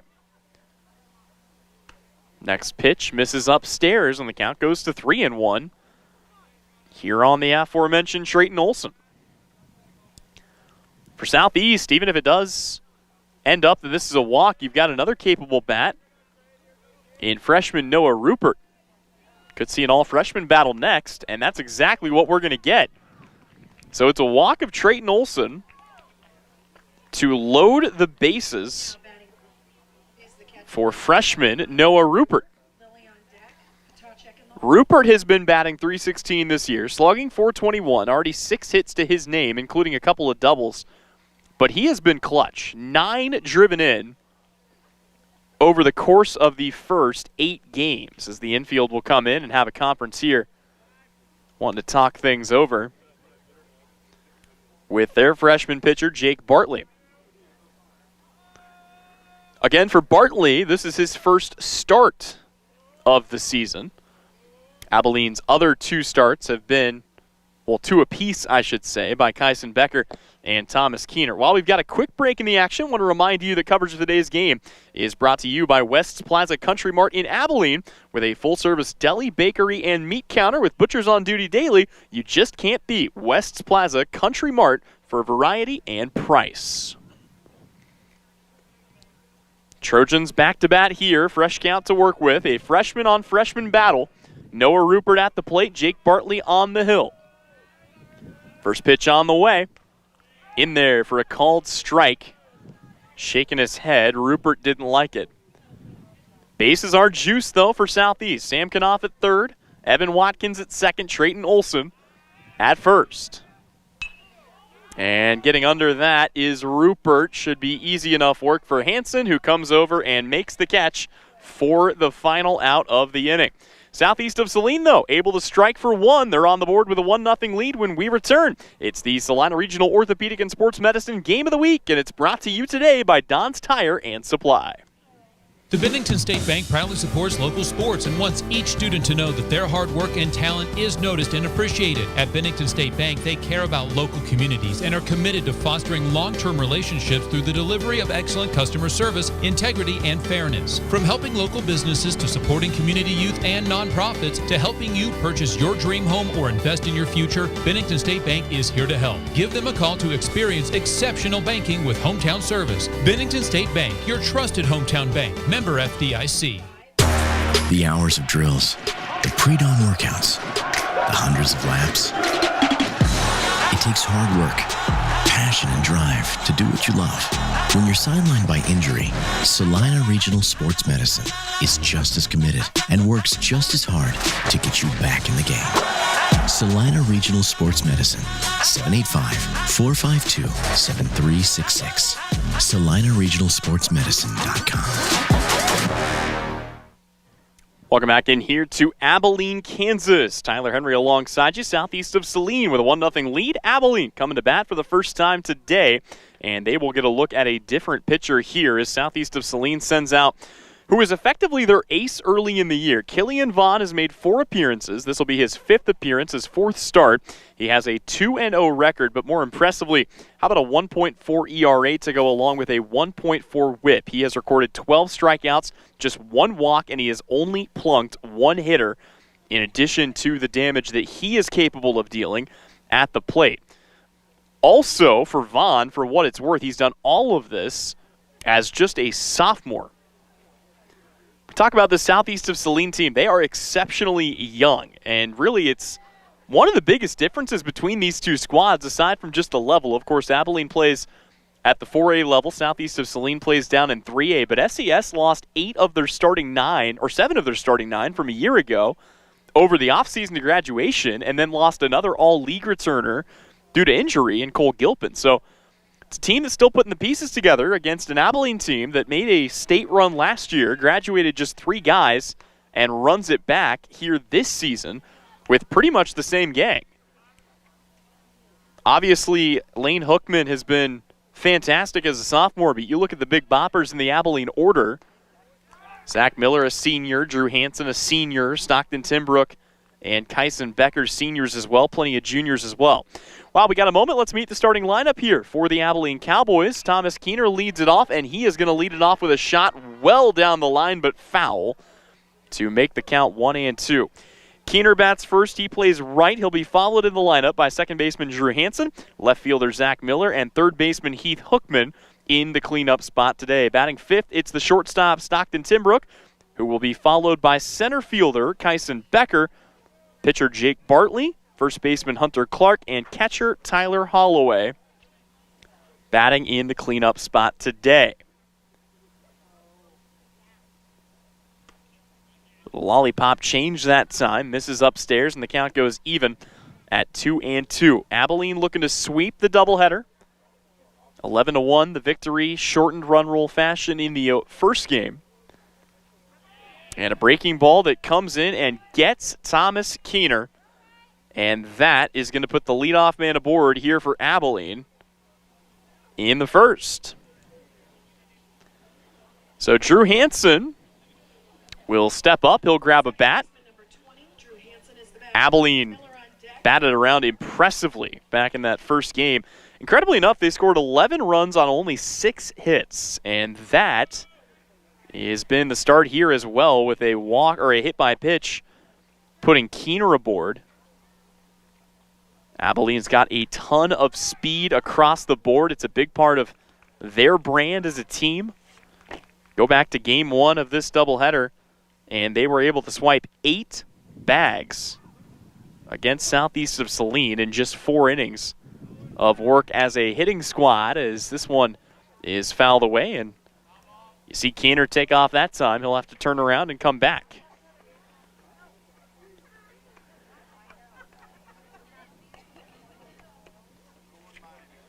Would not be surprised if Keener once again is not long for first. It's just kind of the way Abilene runs things around here. Got to think he is going to be getting some extra attention from Killian Vaughn, who delivers a fastball up, and the count goes to 1-2. Again, Vaughn's been good at working counts. This is one of the more potent lineups that he has faced this season. I think Vaughn called time, and then Hansen called time. Both men ready now. The 1-2. Misses upstairs, and the count goes even at 2 balls and 2 strikes. Crazy to think, too, that for Abilene, this is just their 6th game of the season. And another one comes in. It's going to be fought off there by Drew Hansen. Thought that might have rung in and got him, but it's off the bat. Just fortunate for Southeast because they don't have 2 aboard, but count even at 2-2 here. Vaughn's going to have to be careful with some of these inside pitches. Don't want to serve anything tasty up to Hansen. He's been excellent this season, hitting .471 and fighting off another pitch to keep his at-bat alive. Once again, you saw Keener take off there for second. He's gotten good jumps both times. Doesn't matter all that much, though, as the foul balls have kept him right where he's at first base. Stockton Timbrook, well, we'll talk more about him when his spot comes up in the order here. It's a ball shot down the line. It's picked up there. They'll try to go the short way, and they will get Thomas Keener out at second. So a fielder's choice will put Hansen aboard and bring Zach Miller to the plate. And Killian Vaughn will have to try to do something that not many pitchers have done this year, and that is find a way to keep Zach Miller off the base paths. Miller comes into today batting .529, slugging .824, an on-base percentage that would rival anyone at the collegiate level, and he will play at the collegiate level next year at Cloud Community College alongside teammate Stockton Timbrook. Miller's got excellent speed. He's got good power as well. Good defensive catcher today playing out in left field. 1-0 pitch to him is belted into the gap in right center field. That's going to take a hop. It will roll to the fence. The question is, how far will he go? He will dig here for second. They're going to hold the runner up. So it's a stand-up double for Zach Miller. And the Abilene Cowboys have got 2 in scoring position with 1 down for Heath Hookman. Hookman put together an impressive performance of his own in the opener today. Reached base safely in all 3 at-bats, came around to score all 3 times, swiped 3 bags, drove in 2. So a 2-for-2 day with a walk, 2 RBI, 3 stolen bases, 3 runs scored. And looking to pick up where he left off, but will take strike 1 at the knees. A good get-ahead pitch here for Killian Vaughn. Vaughn working out of the windup here with the 2 runners pressed up in a position where they can't really steal.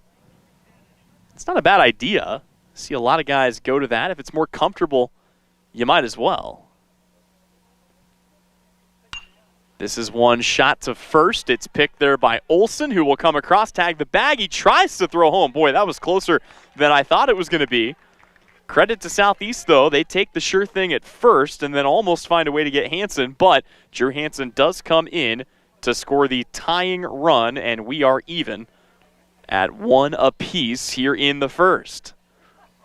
Miller, of course, moves up 90 feet in the process. So it goes down as a 3U, but an RBI ground out for Heath Hookman, and it brings up Stockton Timbrook, who deserves to be commended for what he did in game number 1. Didn't have a chance to give you his final line, but Stockton Timbrook surrenders just 1 earned run. He did not allow a single hit through 4 2/3, strikes out 8, walks 4.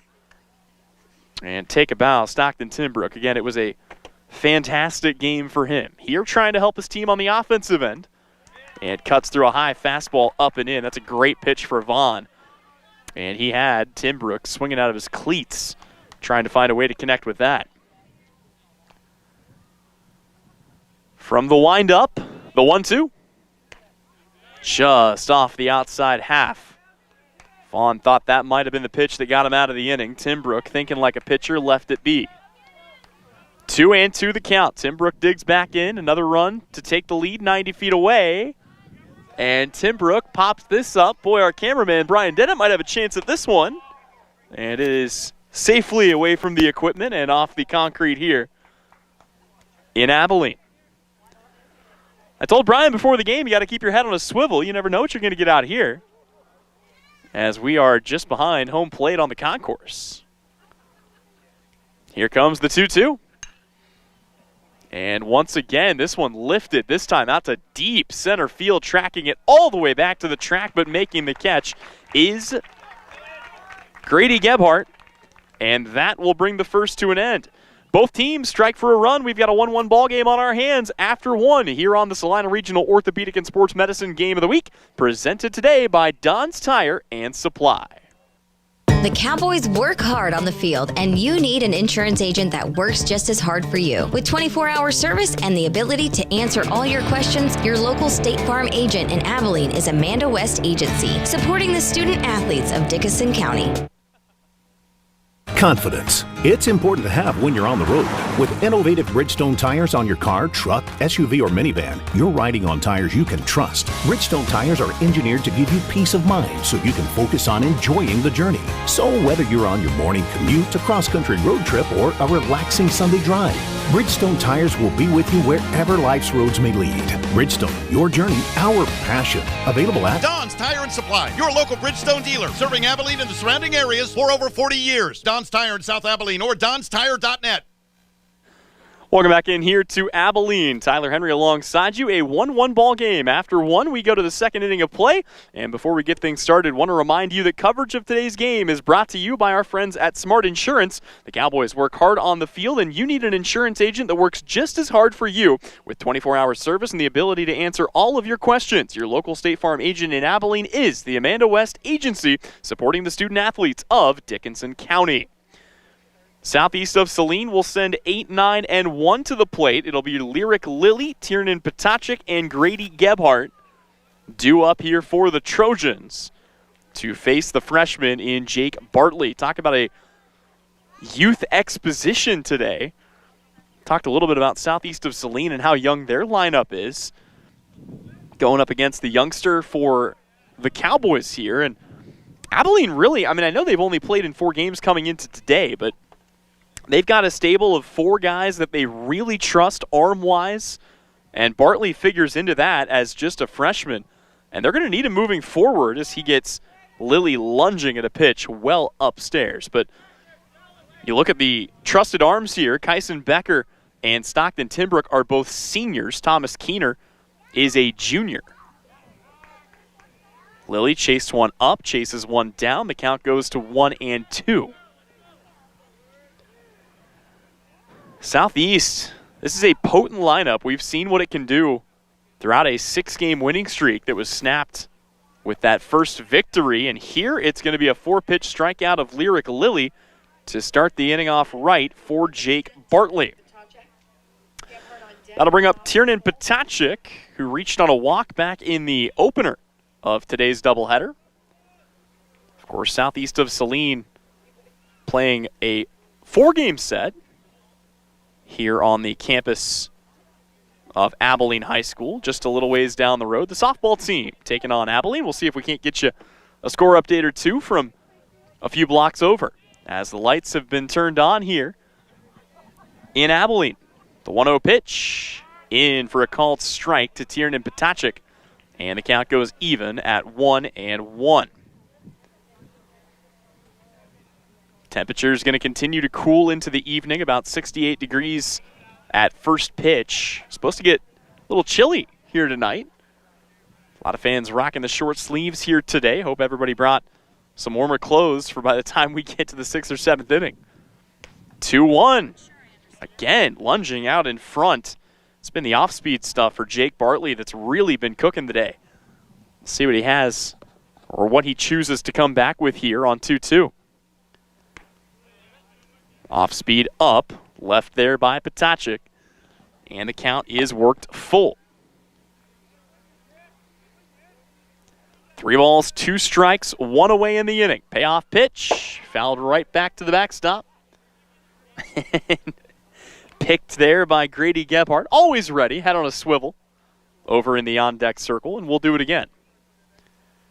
Bartley working out of the windup, delivers another 3-2. This time he got him. It's back-to-back swinging Ks of Lyric Lilly and Tiernan Potachik, and it's 2 down here in the second for southeast of Saline. That'll bring Grady Gebhardt back to the plate. Didn't have a chance to give his line earlier, but Gebhardt is one of the guys that has put up video game type numbers in the first couple of games of the season. 429 average, 625 on base percentage, slugging 619. And he has got electric speed to boot. We saw that as he swiped a bag to get himself to second and then came around to score back in the first inning. His run represents the 1 on the board for southeast of Saline in an early tie game, as we've got another pitch that misses inside, and the count is even at 1-1. Wind starting to pick up a little bit here. Potachik, or rather Gebhardt, gets a hold of one. The 9-1 hole hitters, Potachik and Gebhardt, you've heard those names a lot over the years. Plenty of Potachiks and Gebhardts have come through here, as well as a Lilly or two. Lyric Lilly batting down in the 8 hole. Always staple families in any community. Tell you what, with the Gebhardts especially, you got to think every team in the league, most teams in the state that play Southeast, going to be happy when the final Gebhardt has graduated and gone. Gebhardts have been wreaking havoc in pretty much every sport, and here the same is done by Grady. It's a laced single back up the middle, and for the second time today, Grady Gebhardt is aboard at first base now for Sam Knopf. Knopf reached on an error his first time up, helped to move Gebhardt around and get him in. If Southeast can get to him, Ian Nicholson, who has swung the hottest bat, stands ready in the on-deck circle. Bartley working from the stretch, delivers the pitch, gets away momentarily from Holloway. Gotta think, too, it's a blessing for this Abilene team to have 2 capable catchers. in Miller and Holloway, who can both go out and give you a full game behind the plate. You don't have to overuse anyone's knees. Gebhardt goes trying to swipe his second bag of the day, and he will. Timbrook's trying to make the argument that his mitt caught the ball and tagged Gebhardt simultaneously, but that's not going to cut it. And Grady Gebhardt, for the second time today, swipes a bag. It's good stuff.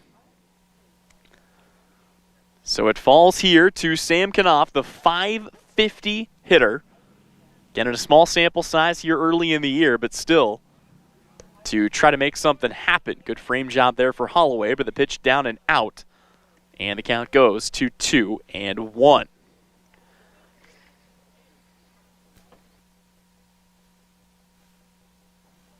2-1 pitch on its way, swung on and missed, and the count evens at 2 apiece as Bartley has fought his way back. Bartley got his first 2 strikeouts of the game in this inning, looking for another here.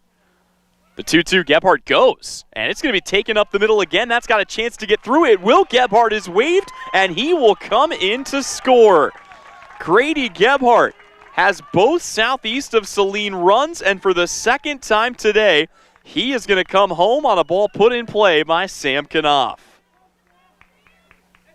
This time around, it's an RBI single for Knopf, and it brings Ian Nicholson to the plate, as Travis Bartley now is going to go out and have a word with Jake Bartley. And you wonder if this is just a conversation. I would imagine this early in the game, likely that we would see Jake Bartley continue. We already saw Tyler Holloway come in and finish out the victory from Stockton Timbrook. So Kyson Becker is still available if called upon, as is Thomas Keener.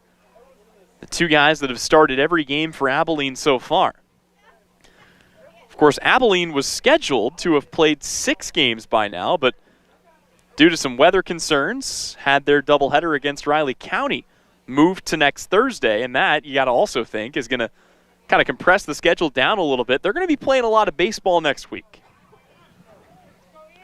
Ian Nicholson at the plate. He's swung the hottest bat for southeast of Saline so far this year. Matter of fact, it's so hot, I'm surprised he can handle it.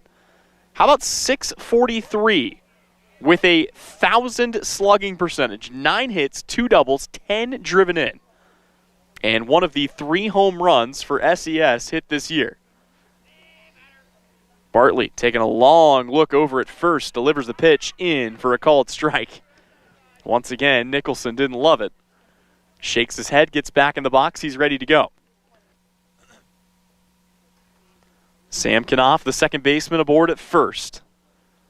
The 0-1 misses low, and the count goes 2-1-1. Southeast got 1 run across back in the first. They got 1 across here in the second. Looking for more as the 1-1 comes in, and it's off the plate. Count goes to 2-1.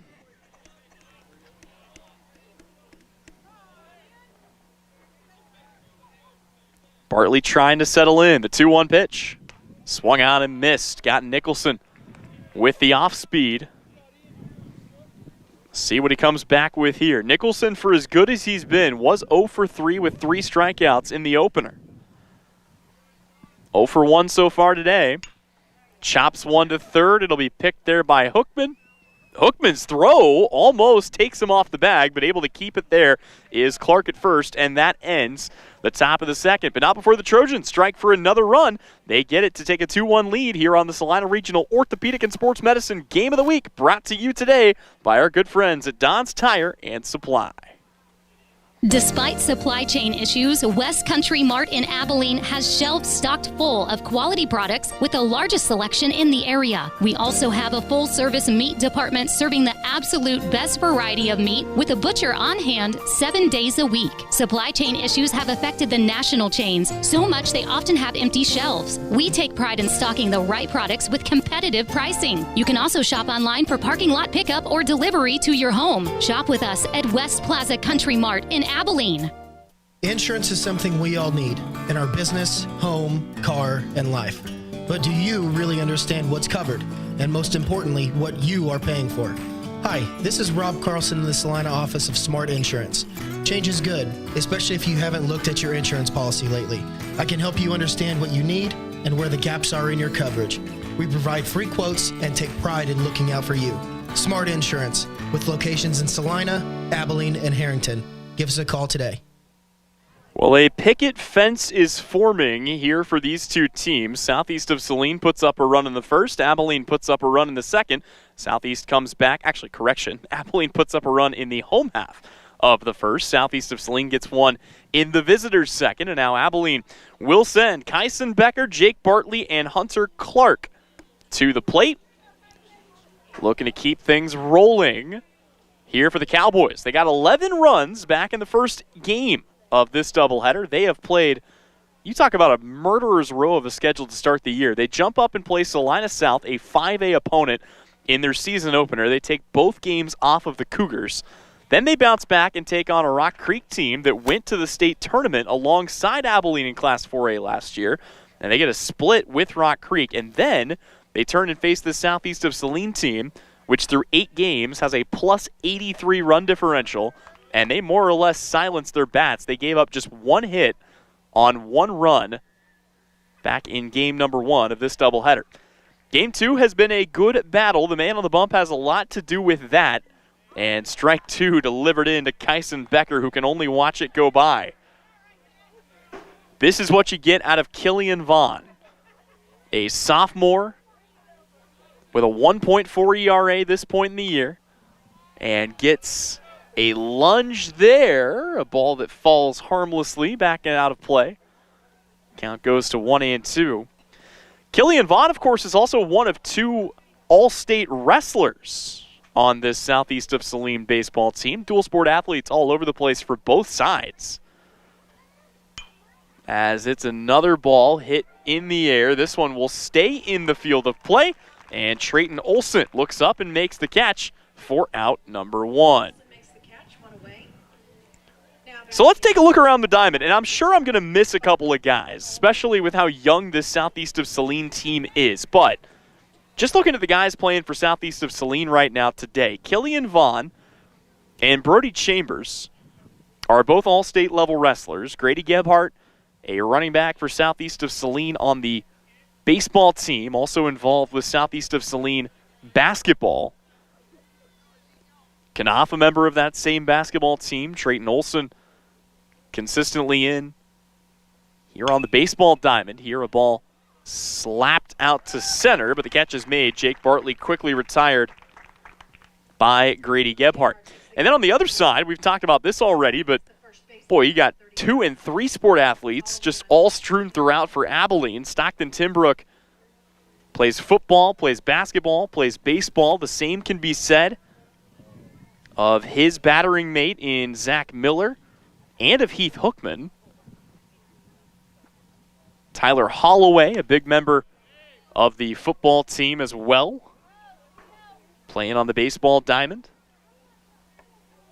It's always good to see guys take advantage of their opportunity to play multiple sports at the high school level. It's just not something you get to do every day. As a big swing and a miss here to Hunter Clark. Clark seeing his first at bat of the day. For Abilene, if it ain't broke, don't fix it. They've only made 2 changes to their starting 9, and this was one of them. As Clark cuts through that, falls behind in the count at 1-2. Hunter Clark is actually making his debut at the plate. His first plate appearance of the season. And, oh boy, gets caught chasing a fastball up. It is a quick 1-2-3 inning for Southeast of Saline. Killian Vaughn gets out unscathed. We will go to inning number 3 when we return. It's the game of the week presented today by our friends at Don's Tire and Supply. A click here or maybe a squeal there? Your vehicle is talking to you and has a way of saying, hey, something is wrong. Listen to your ride and take it to M&M Tire in Abilene. M&M Tire and Auto offers a huge selection of tires for all types of cars and trucks. They also offer everything from computer diagnostics to custom exhaust to complete engine and transmission replacement. Routine scheduled service or major repairs. Trust the experts at M&M Tire and Auto on Buckeye in Abilene. For over 25 years, tires aren't all they do. APAC Kansas Incorporated has been building the heartland from the ground up for over a century. From the supply of aggregate materials, hot mix asphalt, and concrete to the construction of roads and bridges, we do it all. You've seen our trucks, and now we want to hire you. APAC in Salina is growing, and we are hiring for all positions. From truck drivers to mechanics, general laborers, and construction, APAC has your next career. For more details, visit the job links page at salinapost.com. Great pay and benefits, APAC is an equal opportunity employer. Brody Chambers, the DH, will lead things off here for Southeast of Saline. He'll be followed by Evan Watkins and Trayton Olson in the lineup. And while we've got a moment, I want to remind you that coverage of today's game is presented by our friends at Salina Septic Service, Commercial Tire Center, APAC Shears, and the Bennington State Bank. Southeast of Saline with a 2-1 lead, looking to extend that as we head to inning number 3, and it's the heart of the order due up for SES. As a change has been made on the bump here. Zach Miller is in for Jake Bartley on the hill. So a pitching change. And I'm going to have to ask to see who goes out to right, or rather to left, to replace Miller. And we will get that at the next half inning. Or if he turns around. But to be fair, with where I'm sitting, it's going to be a tough viewing angle out to left field. So it's Miller on the hill. Miller is also, for what it's worth, making his his pitching debut this year, but another guy that is more than capable. He was involved heavily on the hill a season ago. Righty kicks and fires, misses inside. And the count, I believe, goes to 2-0. Yep, showed 3-2 on the scoreboard, but count is now 3-0. And that is a 4-pitch walk. So Brody Chambers, the DH, will take his base. He's now reached in each of his first 2 plate appearances. And for Southeast of Saline, they chased Jake Bartley from the game early. You have to wonder, too, if Bartley might be one of those guys on a pitch limit. As they came out to check on him, we'll get you his final line in just a moment. Called strike 1 on the new batter, Evan Watkins.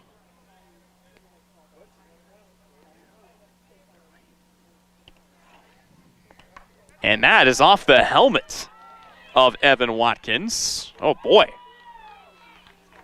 Wore it like a champ, but you always hope, obviously, that everybody's okay there.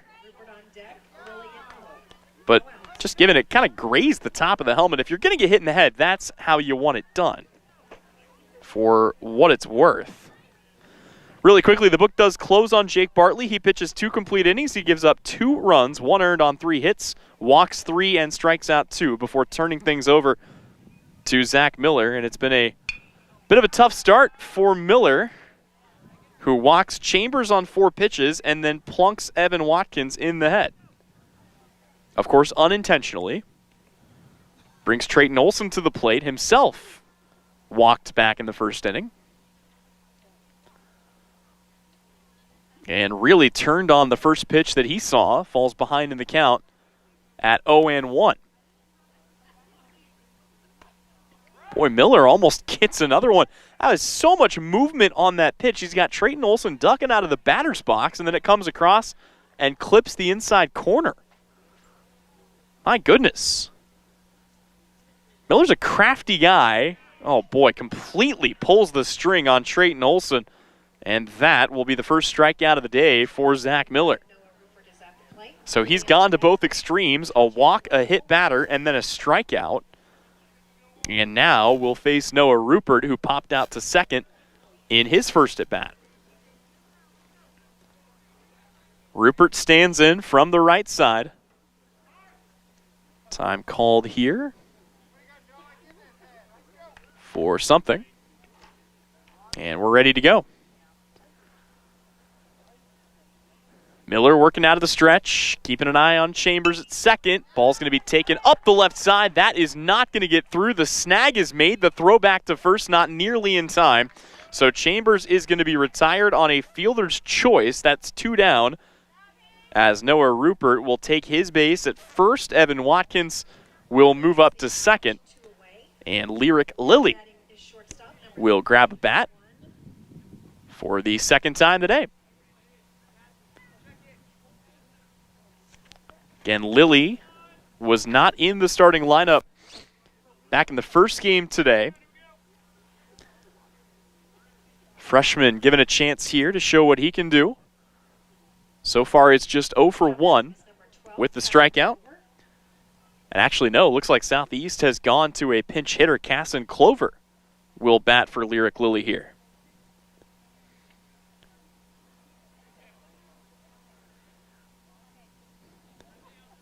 So the first pinch hitter of the day comes for SES here in the third inning. And it is Casson Clover who grabs a bat for Lyric Lilly.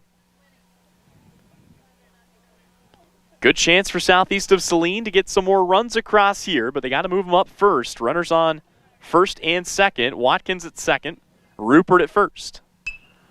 And first pitch swinging, lifting this into shallow left, coming in, trying to make a diving stop. It's underneath the glove, and coming in to score is Evan Watkins.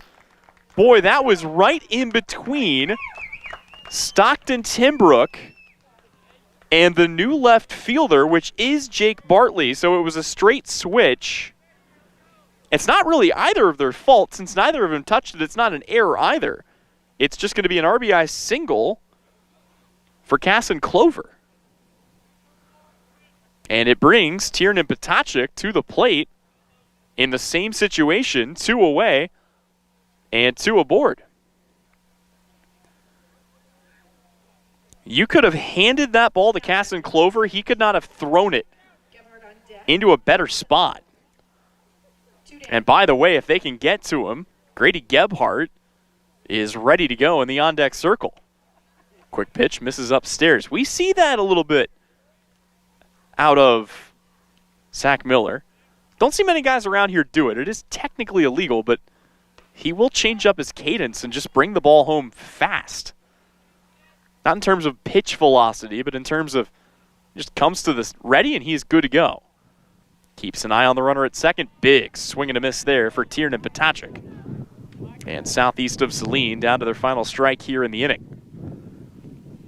They've scored exactly 1 run in each half inning so far. They would love nothing more than a few more for insurance here. Long look back to second. Time is called. Yeah, fair's fair for Tiernan Potacek. The Abilene fans aren't going to like it, but boy, Miller took a long time looking back at second. Thing I got to say, I love this about Zach Miller. It doesn't matter if he's playing baseball, basketball, football, always a smile on his face. And he is going to have an even bigger grin as he fans Tiernan Potacek looking to strand 2 aboard, but not before Southeast of Saline picks up 1 more run. They lead it 3-1 as we go to the home half of the third. It's the Salina Regional Orthopedic and Sports Medicine Game of the Week. For over 90 years, when people go car shopping, they've been coming to Marshall Motors in Salina. Hi, this is Dane at Marshall Motors. The world has changed, but the way we do business remains the same. We promise you the right price, no pressure, and to be your trusted dealership for sales and service. For over 90 years, we've been treating people the way we want to be treated and watching them drive away with a smile and a great ride. Come see us in South Salina at Marshall Motors. We keep life moving.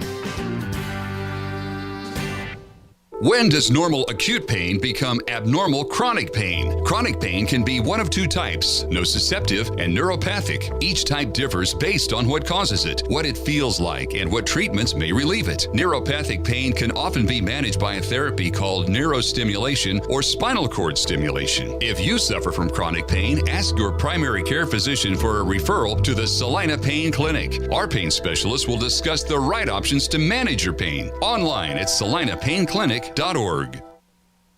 Welcome back in here to Abilene, Kansas. Tyler Henry alongside you, southeast of Saline, holding a 3-1 lead, and they send their ace back out on the hill. Killian Vaughn has been excellent so far. He's given up just the one run on a guy that did not even reach cleanly. It was a fielder's choice that got Hansen aboard. And from there, he was able to move around and come in on an RBI ground out by Heath Hookman. Here, it's going to be the 9-1 and 2-hole hitters due up. Tyler Holloway, Thomas Keener, and Drew Hansen. And a straight switch in the field. Lyric Lilly was replaced in the lineup. He'll be replaced at second base as well by Casson Clover. So Clover at second, Holloway at the plate, Vaughn back on the bump, and southeast of Saline holding a 2-run lead. Mentioned before, but I'll say it again, cramming some games in next week will be this Abilene squad as they will take on Marysville on Tuesday in a doubleheader, and then Riley County on Thursday. So 4 games in 3 days for the Cowboys. As here's a ball chopped to second. First test there for Clover, and he aces it. Throw to first in time. 1 down here for southeast of Saline in the third. And Thomas Keener comes back up to bat.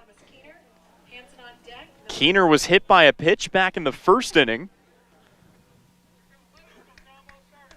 Since settling in, Vaughn has been awfully good. He's retired each of the last 6 for Abilene, working out of the windup here and delivering a pitch that will miss up and away for ball 1.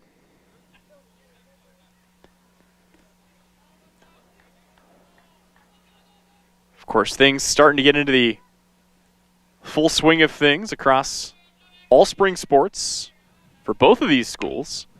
Here's a ball lifted out to straightaway center. Gebhardt tracking it over, looks up and makes the catch on the run, and that is quickly 2 away. That brings up Drew Hansen, who came in to score the lone run of the day for this Abilene team. Talked a little bit about the Abilene schedule. For southeast of Saline, they will return home for one of the more ridiculous homestands I think I've ever seen on a schedule. But remember, this went the other way on them last year. They were all road games. Well, actually, we'll talk about it on the other side of the break, because this is rolled to Clover, who throws to first in time, and that will end the third inning. Another 3-up, 3-down set for SES. We'll step away, back with more when we return. Today's game brought to you by our good friends at Don's Tire and Supply. Gabe with Sage Products in Salina, offering industrial strength products that get the job done right. We are featuring hospital grade disinfectant sprays, wipes, and hand sanitizers to keep you safe this time of year. We carry toilet paper with a large assortment of hand towels. Check out our private line of colorful products like Mom's Streak Free Glass Cleaner or our friendly Amazing Green Bowl Cleaner. Go online to sageselects.com, visit our 9th Street location in Salina, or call 309-1919. Your next visit to the doctor for an upcoming procedure or surgery should start with a conversation about Salina Surgical Hospital. Hi, this is Geraldine Diedrich, and we are truly committed to fostering your health and well-being. From outpatient procedures to inpatient stays, you will feel the difference in our excellent care and compassion. Talk to your doctor about scheduling your next procedure at Salina Surgical Hospital. Your surgical experience is our specialty. Salina Surgical Hospital is partially owned by a group of local, community-involved physicians. Welcome back in here on our Salina Regional Orthopedic and Sports Medicine Game of the Week, brought to you today by Don's Tire and Supply. Southeast of Saline will look for more insurance here, and boy, what a way to start it. Grady Gebhardt will lead things off. He's been a one-man wrecking crew today, as he has reached on a walk and a single, stolen 2 bases, and come around to score 2 runs. He was the only one to reach twice, at least legitimately, back in the first game. Of course, Sam Knopf reached twice as well, but one of those was on a fielder's choice. But here, he will have to contend with the crafty Zach Miller, who is just a smorgasbord of different frustrations for hitters. I mean that with all love. Zach Miller, an excellent athlete, a multi-sport athlete, but talking about a guy that throws a lot of off speed. He'll quick pitch you if you're not paying attention. And he just mixes up his rhythm and cadence all the time, all with the smuggest grin you've ever seen on his face. That grin, like I said before, has been on his face through football season, through basketball season. And just when you think you've got him, he finds a way to win whatever battle he needs to. 1-2, popped up, back behind the screen. And once again, that is out of play. And the count is 1-2 here on Gebhardt. But Gebhardt has won plenty of these battles himself. Again, he's already reached base twice today, looking to do so for a third time, and will leave a curveball in the dirt to even the count at 2-2.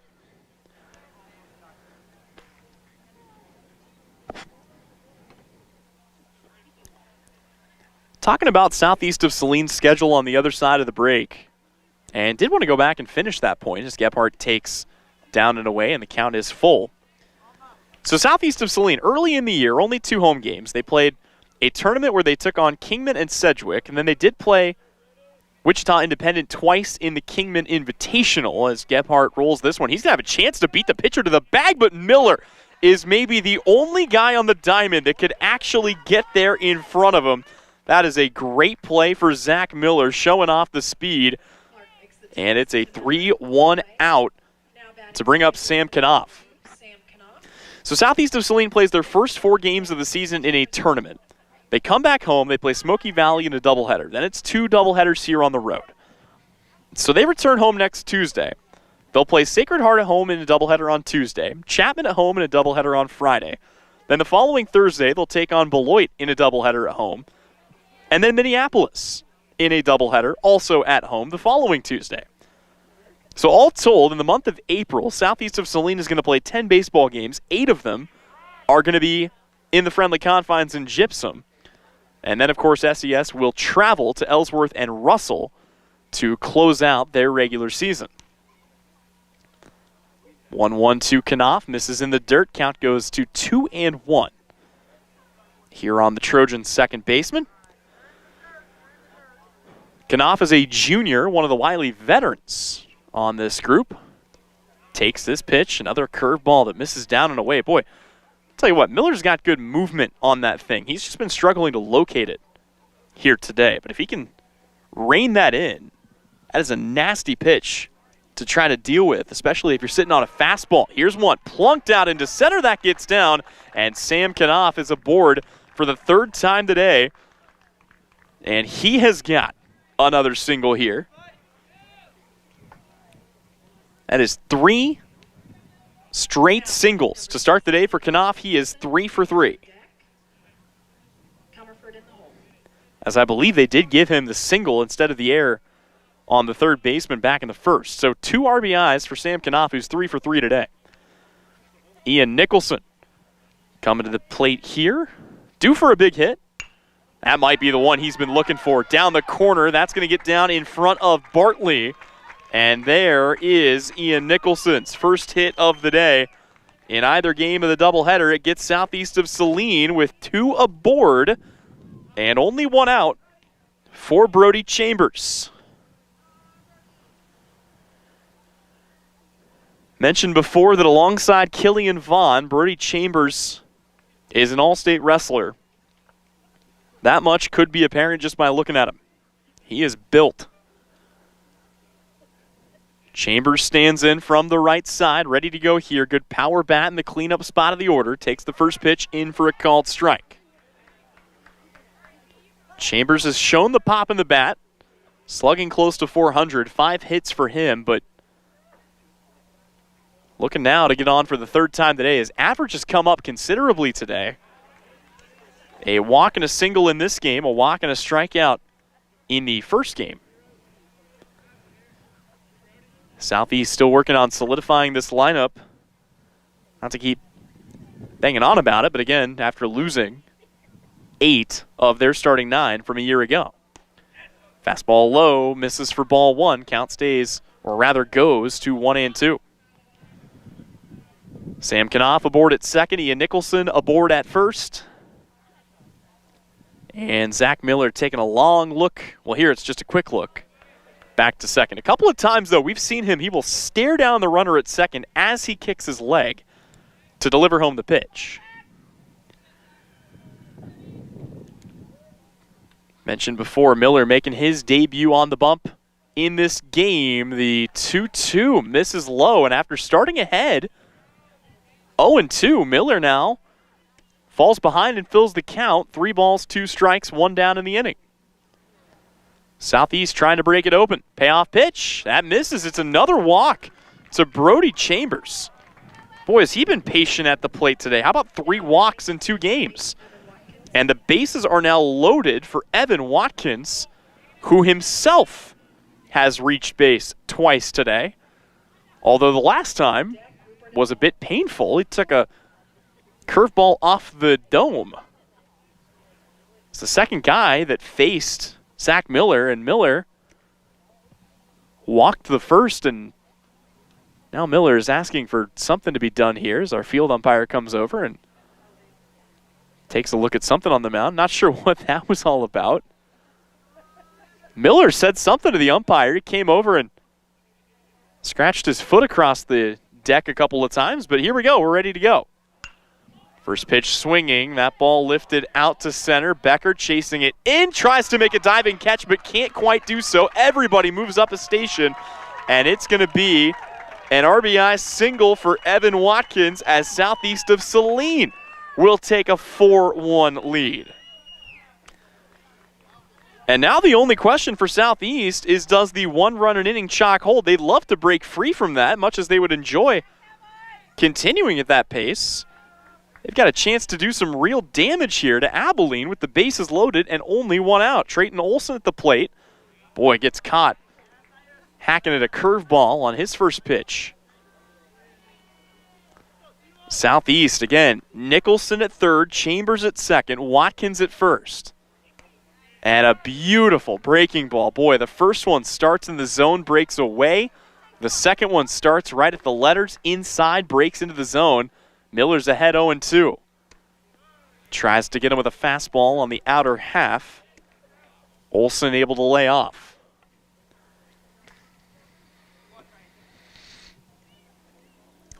One-two, got him swinging. And with the drop, third strike not available with the bases loaded, Olson is retired for the second time today, both times by Miller. That is 2 away in the inning for Noah Rupert. Boy, what a chance for the freshman to really break this open again. Noah Rupert, he is 0 for 2 so far in this game. Watches the first pitch miss away. He was 0 for 2 in the first game as well, but very capable bat, trusted here in only his freshman campaign, starting both games. And fouls away the 1-0 to even the count at 1-1. Conditions continue to cool down just a bit, about 65 degrees here. That light breeze picking up a bit in Abilene.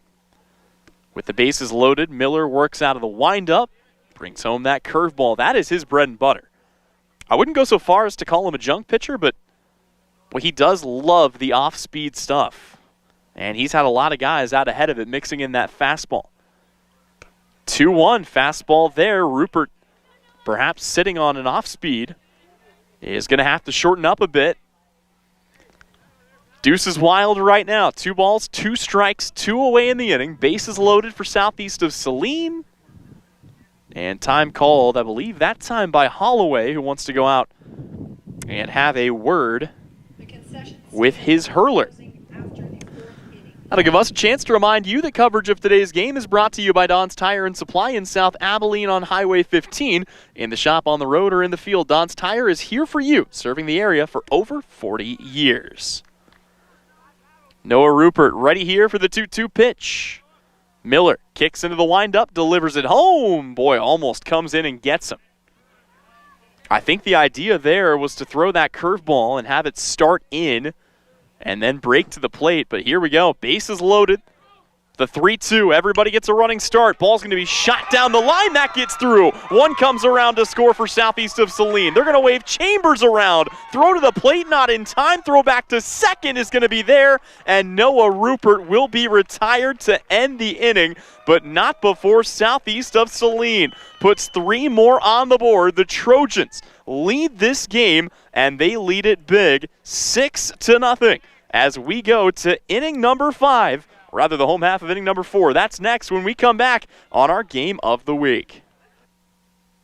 Opus Plasma Skin Resurfacing at Salina Medical Aesthetics is similar to traditional laser skin treatments. It uses thermal energy to produce anti-aging results as opposed to traditional laser energy. There's minimal downtime, and each session only takes about 45 minutes. Most patients see a noticeable difference with just one procedure. Treat moderate to deep wrinkles, fine lines, sagging skin, rough patches, poor skin tone, and sunspots. Opus is a fantastic treatment for anti-aging. For a free consultation, contact Salina Medical Aesthetics and learn more at salinamedesthetics.org.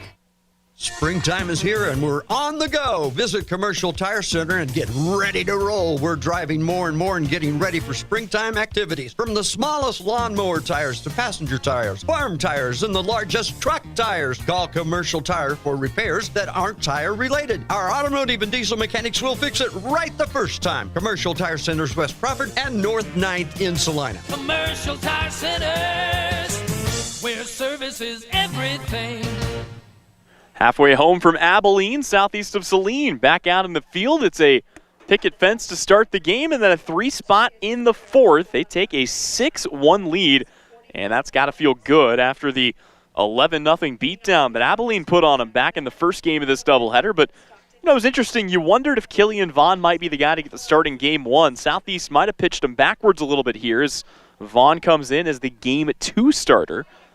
And it looks to be a bit of a platoon day for the Cowboys as they have already gone to 2 different arms. It was Jake Bartley who started the game. It was Zach Miller who came in relief. And now it is Zach Miller who leads off the 4th inning for Abilene, trying to help his team get a few of those runs he gave up back. Miller bats from the right side. He'll take on Vaughn for the 2nd time today. And so far, he's the only one to record a hit off of Vaughn. He smoked a double in the gap back in the top of the 1st, or in the home half of the 1st.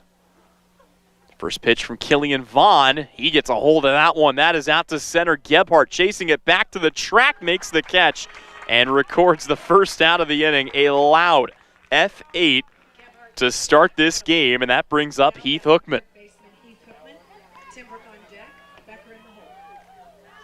Hookman is the one who drove Miller in back in that first inning.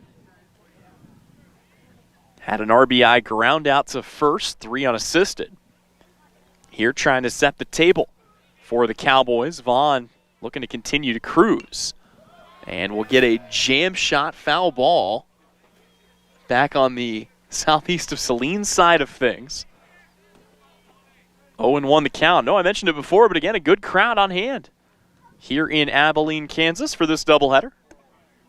Had a crowd of, I would estimate, somewhere in the range of 80 to 90 people for the opener. This one going to stay in play. Rupert, the freshman, runs it down and makes the catch. And that is the 2nd out of the inning. Rupert makes the catch, 2 down. That is now 10 straight retired by Killian Vaughn. You talk about settling in. Look at the way this game started. It was a hit by pitch to put Keener aboard, then a fielder's choice for Hansen, and then the double by Zach Miller. And since then, 10 up, 10 down. Stockton Timbrook trying to break the cycle here. Comebacker off the leg. That's going to give Nicholson a chance. He throws to first, and he got him. Oh, my goodness. The old 1-5-3. And Southeast of Saline will record another 3 up, 3 down inning in the most roundabout way possible. Boy, every day you come to the ballpark, you're going to see something new. That might have been it for this game. We'll step away when we come back. We go to the 5th on the Salina Post. Salina Medical Aesthetics has a special invite for you. A spring open house that not only will help you spring a good time, but will also spring lots of great prices on your favorite products. Put it on your planner. Saturday, April 20th from 9 a.m. to noon. Event-only specials, exclusive drawings, and more. This is also a chance for you to learn more about the growing menu of SME's products and services. The Salina Medical Aesthetics Spring Open House, Saturday, April 20th from 9 a.m. to noon. Follow SME on social media for more information. The Bennington State Bank proudly supports local sports and wants each student to know that their hard work and talent is noticed and appreciated. At Bennington State Bank, they care about local communities and are committed to fostering long-term relationships through the delivery of excellent customer service, integrity, and fairness. From helping local businesses to supporting community youth and nonprofits to helping you purchase your dream home or invest in your future, Bennington State Bank is here to help. Give them a call to experience exceptional banking with hometown service. Bennington State Bank, your trusted hometown bank. Member FDIC. Southeast of Saline at the dish here. They lead the way 6-1. It was, a slow trickle early in this game. They scored one in the first, one in the second, one in the third, and then broke it open with a 3-spot in inning number 4. They come here to bat in the visitors' 5th. A 5-run lead, and the 8, 9, and 1-hole hitters due up as Casson, Clover, Tiernan, Patachik, and Grady Gebhardt will each grab a bat. First pitch is going to miss just upstairs for ball 1. Happy to be bringing you coverage of some spring sports here on the Salina Post with full audio and video streamed 100% free, courtesy of our good friends at Salina Regional Orthopedic and Sports Medicine. And just a little teaser of some things to come next week. Hasn't been announced yet, but if you're tuned in, clearly a fan of high school sports in the area, next week we will be spending some time in Gypsum. Oh, boy, that one laced out to straightaway left, but Bartley settles under it, makes the catch for out number 1. That brings up Tiernan Patachik. Next week, you can catch both doubleheaders, Southeast of Saline baseball and softball, taking on crosstown rival Sacred Heart as the Knights and Lady Knights make the trip out from Salina to Gypsum. We'll have coverage of both doubleheaders coming your way on Tuesday, and then we will be back on Friday as Southeast of Saline softball takes on Chapman, another NCKL foe. Right now, that team, the Southeast softball team, is taking on Abilene just about, I'd say about 6 blocks from where we are now. Pitch on the way, skied up. Oh boy, this one's actually coming over. And that's going to catch a cord, and I believe we are no longer charging the MacBook. You know what? All things considered, with the amount of equipment we've got back there, we'll take a charger coming loose. That's fine. 1-2 now the count on Tiernan Patachik. He digs in from the right side. Pitch on the way from Miller. That misses in the dirt. And the count goes here, 2-1-2. Grady Gebhardt is the man in the on-deck circle.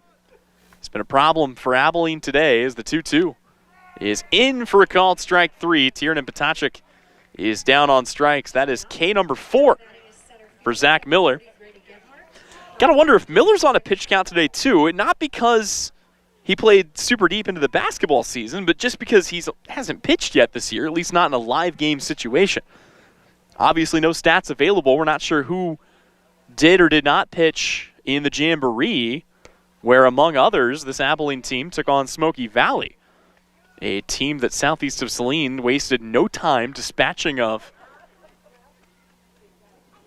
just a week ago. Here's another swing, and a ball tipped back into the mitt of Holloway. And Grady Gebhardt finds himself down 0-2 here in the count. Pitch on the way. Fastball misses up. It's funny, a lot of guys, they'll hammer the fastball, and then they go to that breaking pitch to try to get somebody off balance. Yeah, Miller goes the other way. That's another curveball is going to lead to another looking strikeout, this time of Gebhardt. It's a 3-up, 3-down inning. It is 5 strikeouts in this game for Zach Miller, and it's us heading to the visitors' half. No, the home half of inning number 5 when we return. Coverage of high school baseball brought to you today by our friends at Don's Tire and Supply. The hours of drills, the pre-dawn workouts, the hundreds of laps. It takes hard work, passion, and drive to do what you love. When you're sidelined by injury, Salina Regional Sports Medicine is just as committed and works just as hard to get you back in the game. Salina Regional Sports Medicine, 785-452-7366. SalinaRegionalSportsMedicine.com. The Cowboys work hard on the field, and you need an insurance agent that works just as hard for you. With 24-hour service and the ability to answer all your questions, your local State Farm agent in Abilene is Amanda West Agency, supporting the student athletes of Dickinson County. Welcome back in here on the Salina Regional Orthopedic and Sports Medicine Game of the Week, presented by Don's Tire and Supply. It'll be the 6, 7, and 8 hole hitters due up here for Abilene. Kyson Becker, Jake Bartley, and Hunter Clark. As Killian Vaughn is back out for another inning of work here, he has been excellent for Southeast of Saline in this game, and a big part of the reason you see the 1 on the scoreboard. Abilene hoping that they didn't use up all of their offensive reserves in that first game, as they got a run rule shortened victory of 11-1 over Southeast of Saline. But here in game 2, it's been the Trojans who have come out and boy, looked really good going toe-to-toe. You've also got to remember, I know we didn't talk a lot about this, and I think a big part of the reason why, it's just not something that Southeast of Saline brings attention to. They do this in a lot of different sports, but they are playing up a division, and not only are they a 3A team taking on a 4A team, but they're taking on the 4th-ranked Abilene Cowboys as, well, Kyson Becker's going to walk, and I think did not realize that he had walked. He will go down and take his base at first, and that will bring up Jake Bartley. That pitch missed just down and a little away that time, and Becker didn't hear the strike call, but also didn't take off for first. Bartley 0 for 1 today, a fly out to straightaway center. Also the starting pitcher of record today as Killian Vaughn goes to the stretch, and Bartley laces one down into left field. Everybody going to move up a station. Bartley now 1 for 2, and that, by the way, is just the second hit given up today by Killian Vaughn. Mentioned before, he gave up that double to Zach Miller, then turned around and retired 11 straight batters. But here in this inning, the 12th and 13th have gotten to him as Kyson Becker reaches on the walk and Jake Bartley reaches on a single. Here is a ball popped up in the air. This is a pinch hitter, and it's going to be an out recorded on a pop out to the first baseman. As batting for Hunter Clark there was Lane Hookman. I know it's a small sample size, but Lane Hookman, boy, he leads Abilene in most statistical categories. But again, you got to think only 4 hits on the year. Good block there by Noah Rupert. So Hookman is retired. Holloway at the plate. And if they can get to him, Keener in the top of the order are due up next. 1-0 the count. Killian Vaughn comes to the belt. Working out of the stretch. He'll step off the rubber and look the runner back to second. Vaughn had to work from the stretch back in the first inning. Since then, he has not done anything but the windup. And misses up and in. And it's a little different. Obviously, every pitcher is used to it. But it is a different cadence, especially when you settle into that wind-up rotation and routine. Here's another one popped up. This one back towards the southeast side. And that's why you see several Southeast fans taking cover over there with some of the kids. It's going to hit several of the tree branches to break its fall before it can come down and do any kind of damage. Sun starting to set here in Abilene, southeast of Saline, clinging to a 5-run lead. I say clinging. They haven't really given up anything as far as pressure goes, but you know how good this Abilene lineup is. You know how capable the bats are. No lead feels safe when you play the Cowboys. Here it's Holloway trying to get some of this back, and that will help. It's going to be another walk, this time to Tyler Holloway. And the bases are loaded for Thomas Keener.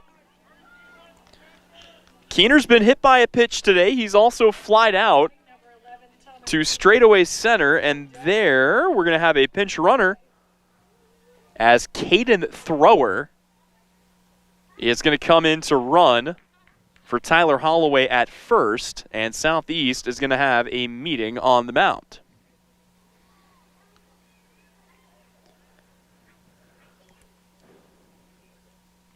Also, just going to say this. I brought it up to Coach Bartley earlier. You have a kid on your team named Caden Thrower who plays baseball. That's awesome. I have nothing more to add. And that's actually going to do it for Killian Vaughn.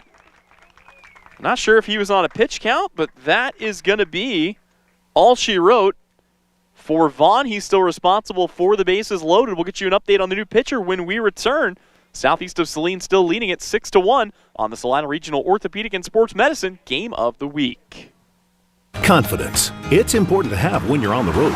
With innovative Bridgestone tires on your car, truck, SUV, or minivan, you're riding on tires you can trust. Bridgestone tires are engineered to give you peace of mind so you can focus on enjoying the journey. So whether you're on your morning commute, a cross-country road trip, or a relaxing Sunday drive, Bridgestone tires will be with you wherever life's roads may lead. Bridgestone, your journey, our passion. Available at Don's Tire and Supply, your local Bridgestone dealer, serving Abilene and the surrounding areas for over 40 years. Don's Tire in South Abilene or donstire.net. Despite supply chain issues, West Country Mart in Abilene has shelves stocked full of quality products with the largest selection in the area. We also have a full-service meat department serving the absolute best variety of meat with a butcher on hand 7 days a week. Supply chain issues have affected the national chains so much they often have empty shelves. We take pride in stocking the right products with competitive pricing. You can also shop online for parking lot pickup or delivery to your home. Shop with us at West Plaza Country Mart in Abilene. Insurance is something we all need in our business, home, car, and life. But do you really understand what's covered? And most importantly, what you are paying for? Hi, this is Rob Carlson in the Salina office of Smart Insurance. Change is good, especially if you haven't looked at your insurance policy lately. I can help you understand what you need and where the gaps are in your coverage. We provide free quotes and take pride in looking out for you. Smart Insurance, with locations in Salina, Abilene, and Harrington. Give us a call today. A click here or maybe a squeal there. Your vehicle is talking to you and has a way of saying, hey, something is wrong. Listen to your ride and take it to M&M Tire in Abilene. M&M Tire and Auto offers a huge selection of tires for all types of cars and trucks. They also offer everything from computer diagnostics to custom exhaust to complete engine and transmission replacement. Routine scheduled service or major repairs. Trust the experts at M&M Tire and Auto on Buckeye in Abilene. For over 25 years, tires aren't all they do. Welcome back in here to Abilene. Killian Vaughn, an excellent day for him on the hill, but he will check out of the game. Still responsible for a loaded base path. It'll be the top of the order, and Thomas Keener due up, and the new pitcher is freshman Tiernan Potachik, who will be making his third appearance of the season. Potachik, a small sample size, is pitched to the tune of a 7.5 ERA, but only a 2.14 whip. 2 strikeouts, 2 walks. He has hit 1 as well. Freshman looking to settle in here. Talk about getting thrown in with your feet to the fire. The southpaw delivers a breaking ball that is outside for ball 2. And the count starts here at 2-0 on Keener. Of course, you do get the benefit of the lefty on the lefty, as strike 1 is across here, and the count goes to 2-1 and 1 away in the inning. So you do see the middle infield back at double play depth. They would love to roll 2, and they are not going to get a chance. Actually, it was a 2-1 count, so the count goes now to 3-1. Potachik has to be careful here. Nowhere to put Keener. Here comes, after a long look to second, the 3-1. It's fouled away, and the count is full. If Potachik can find his way out of this, especially if he can do so without giving up any additional runs, boy, it makes life a lot more difficult for Abilene. And now he's going to have a talking to from his catcher. And right now, you got an all-freshman are all freshman battering mates out there. Noah Rupert, a freshman, catching Tiernan Potacek, a freshman, but that's just the reality of this year's Trojans. Biggest pitch of the freshman's career so far. 3 balls, 2 strikes, 1 away, bases loaded. And he got him.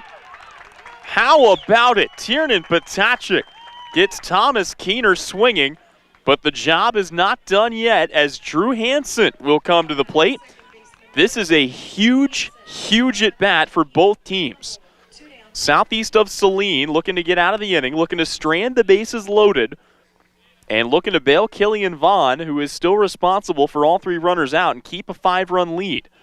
First pitch misses away. Count starts off at 1-0. Becker aboard at third, Bartley at second. Thrower in to run for Holloway at first. And another pitch that misses upstairs as Potacek is going to fall behind another batter here. Got to think Hansen's going to be sitting on something. The 2-0 also misses away. Potacek started off Keener 3-0, came back and struck him out. Once again, nowhere to put Hansen. Wonder if Hansen might be taking here. He squares to bunt, pulls it back, and takes strike 1. It was a foul tip that filled the count on Keener. Potacek from the belt. Delivers a curveball, lifted to center. Gebhardt over, looking up, makes the catch. And Southeast of Saline is going to get out of it without a single run coming across to score. Trojans still lead it 6-1 as we go to the home half, we go to the 6th here on the Salina Regional Orthopedic and Sports Medicine Game of the Week, brought to you today by Don's Tire and Supply. APAC Kansas Incorporated has been building the heartland from the ground up for over a century. From the supply of aggregate materials, hot mix asphalt, and concrete to the construction of roads and bridges, we do it all. You've seen our trucks, and now we want to hire you. APAC in Salina is growing, and we are hiring for all positions. From truck drivers to mechanics, general laborers, and construction, APAC has your next career. For more details, visit the job links page at salinapost.com. Great pay and benefits, APAC is an equal opportunity employer. For over 90 years, when people go car shopping, they've been coming to Marshall Motors in Salina. Hi, this is Dane at Marshall Motors. The world has changed, but the way we do business remains the same. We promise you the right price, no pressure, and to be your trusted dealership for sales and service. For over 90 years, we've been treating people the way we want to be treated and watching them drive away with a smile and a great ride. Come see us in South Salina at Marshall Motors. We keep life moving.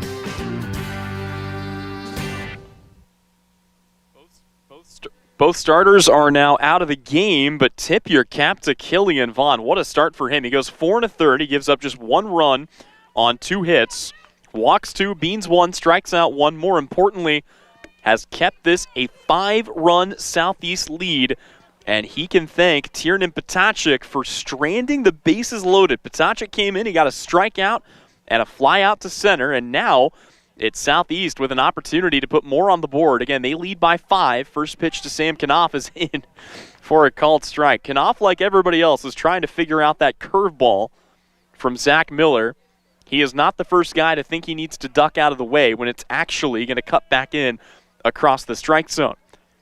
Could not be any different from Stockton Timbrook, his fellow future Cloud County Community College baseball teammate.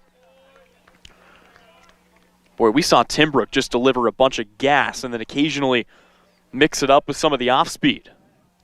Swing and a miss here, evens the count at 2-2. Cowboys know they're down to their final 6 outs.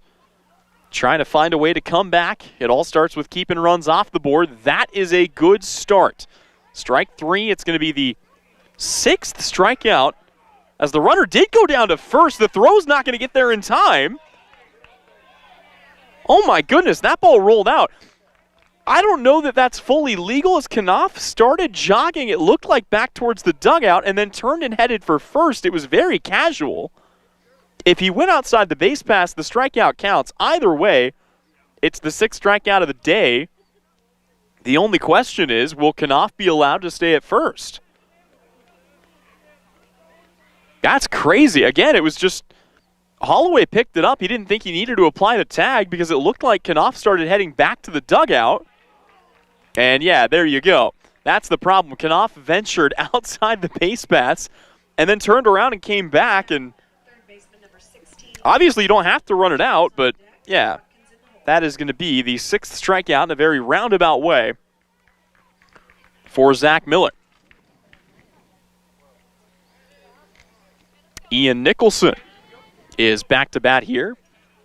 Slow start for Nicholson as he went 0 for 5 between the 2 games, but came back and got a big single and then came in and scored a run in the 4th inning. And he's going to put it in the same spot, although this time it hangs up. It's not able to be fielded there. It gets under the glove of Bartley. Nicholson turns around. He's going to slide in face first. The throw wasn't there in time, but Ian Nicholson is going to get a hustle double. And southeast of Saline looking to add even more insurance here as they have a runner in scoring position for Brody Chambers and only one out. Boy, Brody Chambers has had himself a day. He has not had to swing the bat much to do it either. Chambers was 1 for 2 with a walk back in game 1. He is 1 for 1. He was 1 for 1 with a walk in game 1. He is 1 for 1 with 2 walks in game 2, and he's going to hit one off the nub of the bat. That gets down in right field. Nicholson's going to hold up at third, and it's a single here for Brody Chambers, who has reached base in all 4 of his plate appearances here in game 2. How about all 6 plate appearances on the day? Right fielder, number 8, Evan Watkins is the batter. Olsen on deck. Nicholson up to third. Watkins up to bat. He's done the same. Although his have been a little more adventurous. A fielder's choice back in the first, a hit by pitch back in the third, and an RBI single back in the 4th. Trojans looking for some more insurance here. And swinging at a high fastball, but it's a slow roller. Picked up. They'll throw the short way for 1. And coming in to score here. Yep. That is a tough call, but it's one that you have to respect. Chambers went into Timbrook and took his legs out from underneath him. Timbrook was not able to return the throw back to first base. And that's a double whammy for Southeast because it's going to be called interference. It's going to be ruled a double play, and it's going to take a run off the board as Nicholson had come in to score. So Nicholson's run does not count. Chambers is out, and then Watkins is going to be called out for runner's interference. And we will step away and be back with the home half of the 6th on the other side of the break as Coach Mike Garrettson goes out and gets his money's worth from the umpire. A very cordial conversation, but one that I completely understand him wanting to go out and have. Back with more when we come back on the Salina Regional Orthopedic and Sports Medicine Game of the Week. When does normal acute pain become abnormal chronic pain? Chronic pain can be one of 2 types, nociceptive and neuropathic. Each type differs based on what causes it, what it feels like, and what treatments may relieve it. Neuropathic pain can often be managed by a therapy called neurostimulation or spinal cord stimulation. If you suffer from chronic pain, ask your primary care physician for a referral to the Salina Pain Clinic. Our pain specialist will discuss the right options to manage your pain. Online at salinapainclinic.org. Welcome back in here to Abilene on the Salina Regional Orthopedic and Sports Medicine Game of the Week. Brought to you today by Don's Tire and Supply. So runner's interference keeps the run off the board.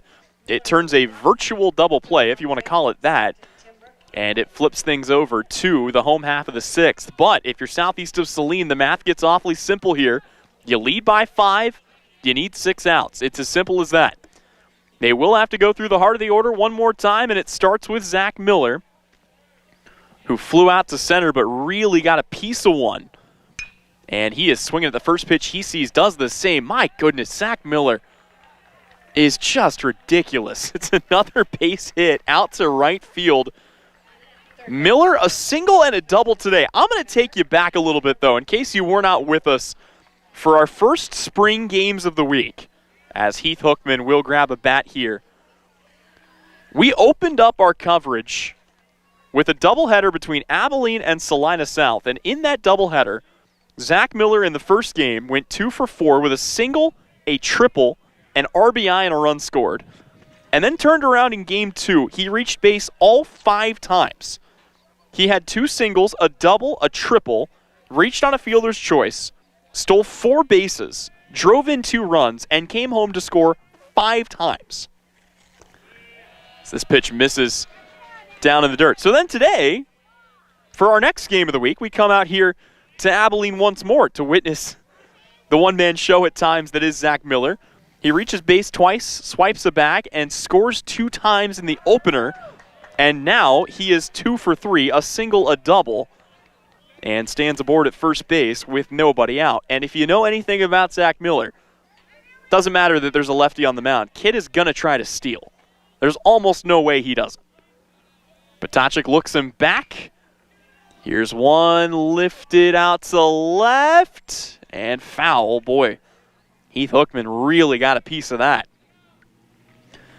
I will say, for as impressive as Abilene has been this year, for them being the 8th-ranked team in Class 4A, for them being 3-1 against some really good competition, still no balls over the fence for the Cowboys yet. Breaking ball misses away. Count goes full. Heath Hookman today 0 for 2 with an RBI ground out. That came back in the first. 3 balls, 2 strikes. Tiernan Potacek will deliver the pitch. It's a hit and run, and Miller's going to turn and head for third. He was taken off to try to steal second, and he is in at third. So it's back-to-back singles off of Tiernan Potacek. It's runners at the corners. And it's Stockton Timbrook coming to the plate. Timbrook's last time up, he got out with the old 1-5-3. If you weren't with us and you're saying, wait a minute, 1-5-3, a double play? No, not a double play. Just a single out. Timbrook laced one back up the middle off the leg of Killian Vaughn to the third baseman, Nicholson, who picked it up and threw the runner out at first. And now time is called right in the middle of Potacek's pitch. Boy, poor Potacek, he was ready to go. He was about halfway home with it. Gets called back. Delivers the pitch to Timbrook, misses away. This has really been the only knock on Potacek so far. He came in, did his job, stranded the bases loaded back in the 5th, but he has been falling behind batters and is behind one of the more dangerous batters in the lineup in Stockton Timbrook now. Timbrook stands back in, one of the big boppers in the order. Runner takes off for second. Ball's going to be skied up to center. Gebhardt comes in, makes the catch. The return throw cut off there. They'll fake the throw home. So on the sac fly for Timbrook, Zach Miller comes across to score the second run of the day for Abilene, and the Cowboys find themselves a grand salami away from tying this game. Now batting is center fielder number 24, Kyson Becker. Bartley on deck, Lane Hookman in the hole. 1 out. Kyson Becker to the dish now. Runner on first. Middle infield at double play depth. Heath Hookman was also stealing everything in sight. Tougher against the lefty, and we've got,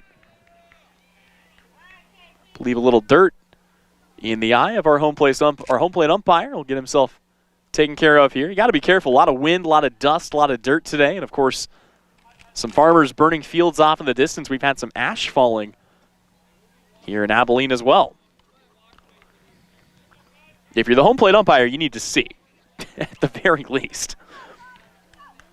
So he is squared away, and we are good to go. Potacek facing Kyson Becker, who today is 0 for 1 with a walk. And Potacek tries a nifty pickoff move to first, trying to catch Heath Hookman leaning. Mentioned the numbers earlier today, but Hookman, boy, what a first game he had. He reached on a walk, he singled twice, he stole 3 bases, he drove in 2, and he scored 3 times. As we've got another one fouled back to the tree line here.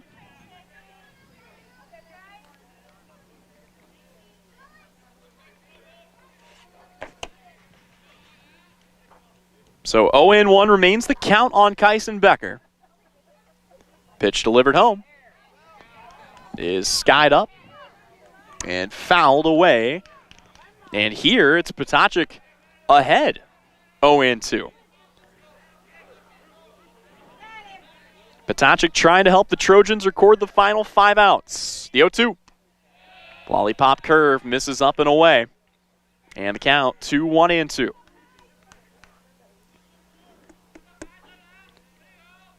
Hookman remains at first. Again, the base runners have been less aggressive with the lefty on the mound. And a ball chopped foul down the third base line will extend the at-bat. Tell you what, it says a lot about the confidence that Coach Garrettson has in his freshmen to throw him in with the bases loaded and then tell him to go wrap up the win. The 1-2, oh boy, pulled that one. Fastball way up. You wonder if Potachik might have been trying to reach back for a little something extra on that one. Runner goes. Hookman's going to be in at second. On the pass ball, turns and takes a look at third. So the double play no longer an option. But a runner in scoring position. Abilene still needing more runs if they're going to come back and find a way to win this. The lefty kicks and fires on a full count. It is a walk to Becker. And it's the second walk in as many innings for the Cowboys center fielder. It brings up Jake Bartley, who is already singled in this game. I know I brought his numbers up before. Jake Bartley this year has been absolutely ridiculous. He's batting .444. He's slugging .556. He has already driven in 7 runs this season, if you include the ones from earlier today, and he might be about to pick up another. They're going to go ahead and wave Hookman around. It's picked up by Vaughn out and left. The throw to the plate not in time. And an RBI single for Jake Bartley will get the Cowboys just a little bit closer as Heath Hookman, hauling tail end around the corner, comes in to score, and Abilene has cut the deficit in half. Now batting, right fielder number 12, Lane Hookman. Coach Garrettson going to come out and have a word with Potachik and see if this is just a conversation or if this is the end of the road for him, and it is. So Potachik's day is done. We'll get you an update on the new pitcher when we come back here on the Salina Post Game of the Week. Gabe with Sage Products in Salina, offering industrial strength products that get the job done right. We are featuring hospital-grade disinfectant sprays, wipes, and hand sanitizers to keep you safe this time of year. We carry toilet paper with a large assortment of hand towels. Check out our private line of colorful products like Mom's Streak-Free Glass Cleaner or our friendly Amazing Green Bowl Cleaner. Go online to sageselects.com, visit our 9th Street location in Salina, or call 309-1919.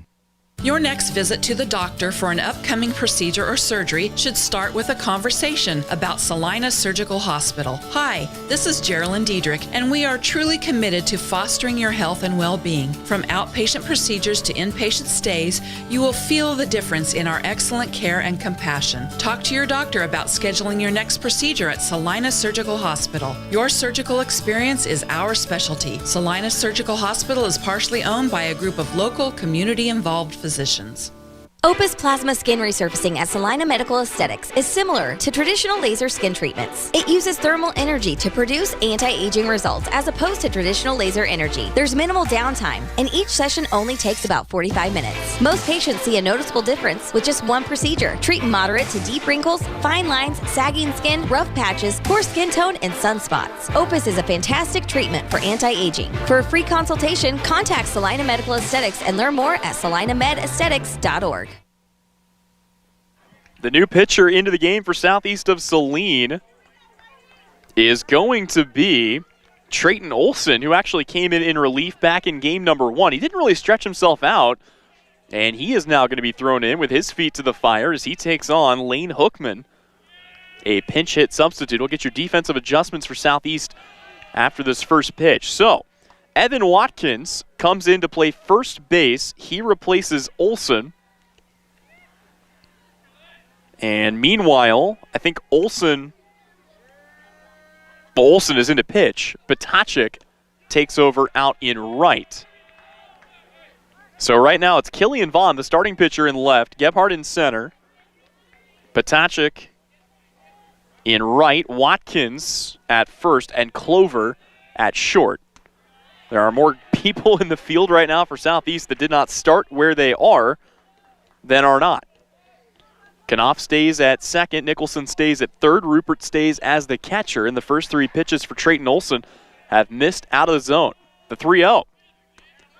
And it's a 4-pitch walk to load the bases. Lane Hookman is aboard here. And don't look now, but the go-ahead run is coming to the plate. The tying run is already aboard. Southeast of Saline playing with fire. Kyson Becker aboard at third. Jake Bartley at second. Lane Hookman at first. And another pitch outside the zone here for Trayton Olson. It's always tricky when you get called upon to pitch in 2 games. Like I said, Olson has already been used in relief once today. And misses another pitch outside the zone. That is 6 in a row to start this outing. Olson forced to work out of the stretch, responsible for one of the runners, and finally delivers the strike as the count goes to 2-1. Southeast of Saline, 5 outs away from a win on the road. Abilene, 3 runs away from tying this game. And a called strike up.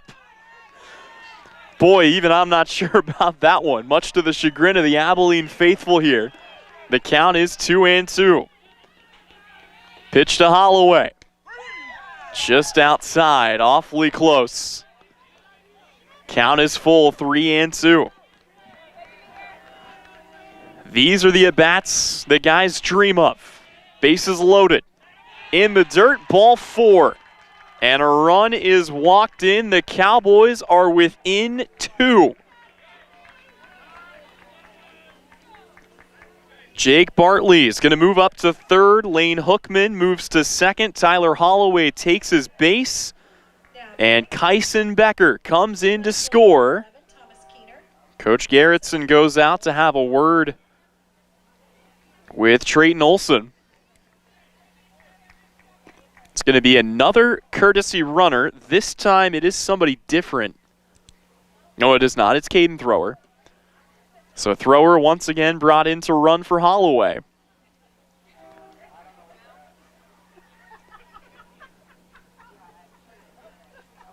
And they will stay with Trayton Olson to face the top of the order and Thomas Keener.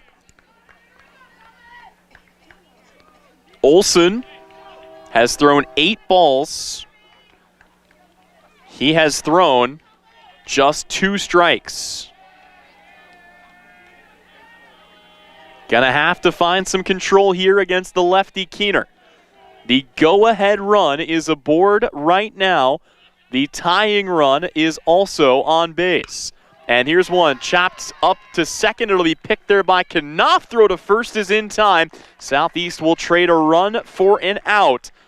But it's a 1-run ball game here in the home half of the 6th as Thomas Keener does his job. For the first time in this game, the Cowboys have batted around. The tying run is 90 feet away. And Drew Hansen will grab a bat here for the Cowboys. First pitch misses upstairs. Jake Bartley came around to score that run. Lane Hookman up to third. Tyler Holloway to second. And Drew Hansen, who is 0 for 3 at the plate. Hansen, though, gets a hold of this. Out to center. Gebhardt charging in. It gets down. That's going to score one to wave the second around. And the Abilene Cowboys have taken the lead here in the 6th after trailing the entire distance of this game. My goodness. It's going to be a 2 RBI single for Drew Hansen. And the inning not over yet as Zach Miller, who started this whole run, grabs a bat and comes to the plate now, and the Cowboys are thinking about some insurance. Pitch fouled away here by Miller. Miller singled, Hookman singled. Stockton Timbrook brought in a run with a sac fly, and then Becker walked, Bartley singled, Hookman walked, Holloway walked, and Drew Hansen had a 2 RBI single. Here's one taken out to center. Gebhardt comes in and makes the catch, but not before Abilene comes up with a 4 spot to come back and take the lead. Actually, a 6 spot. It's 7-6 Cowboys, and the Cowboys now find themselves 3 outs away from a win. See if they can get it when we return. The Salina Regional Orthopedic and Sports Medicine Game of the Week, presented by Don's Tire and Supply. Springtime is here and we're on the go. Visit Commercial Tire Center and get ready to roll. We're driving more and more and getting ready for springtime activities. From the smallest lawnmower tires to passenger tires, farm tires, and the largest truck tires. Call Commercial Tire for repairs that aren't tire related. Our automotive and diesel mechanics will fix it right the first time. Commercial Tire Centers, West Crawford and North 9th in Salina. Commercial Tire Centers, where service is everything. Salina Medical Aesthetics has a special invite for you. A spring open house that not only will help you spring a good time, but will also spring lots of great prices on your favorite products. Put it on your planner. Saturday, April 20th from 9 a.m. to noon. Event-only specials, exclusive drawings, and more. This is also a chance for you to learn more about the growing menu of SME's products and services. The Salina Medical Aesthetics Spring Open House, Saturday, April 20th from 9 a.m. to noon. Follow SME on social media for more information. Welcome back in here to Abilene. Southeast of Saline took a 5-run lead into the 6th, and they now find themselves down to their last 3 outs. They are represented here by Trayton Olson, Noah Rupert, and Casson Clover, as Zach Miller is back out for another inning of work. And boy, for Southeast of Saline, it was looking really good. They held a 6-1 lead as Miller misses again here. And then it all just kind of came unraveled. 2 pitching changes made in the 6th. Olson came back in, perhaps a little bit iced after pitching in the first game. Miller will collect the strike here on a foul tip. And from there, like I said, it just seemed like the wheels came off for Southeast of Saline. Trojans with a chance, though. If they can scratch just 1 run across, they can give themselves an opportunity. They get 2, they're right back where they were. Here's a ball taken up the left side. That'll get through, and Southeast is going to start things off with a Trayton Olson single. That is exactly what the doctor ordered. And don't look now, but the Trojans have the tying run aboard, and the go-ahead run represented here by Noah Rupert. Rupert hit the 2 RBI single back in the 4th inning. Really helped the Trojans elevate themselves where they needed to be. It was what gave them a little padding on what was, at the time, just a 4-run lead. Working out of the stretch is Miller. First pitch delivered in for a strike.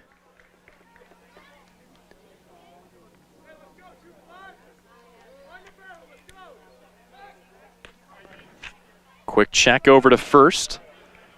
Trying to keep him honest. Southeast of Saline, feeling the pressure. Pitch to Rupert, misses away. Count evens at 1-1.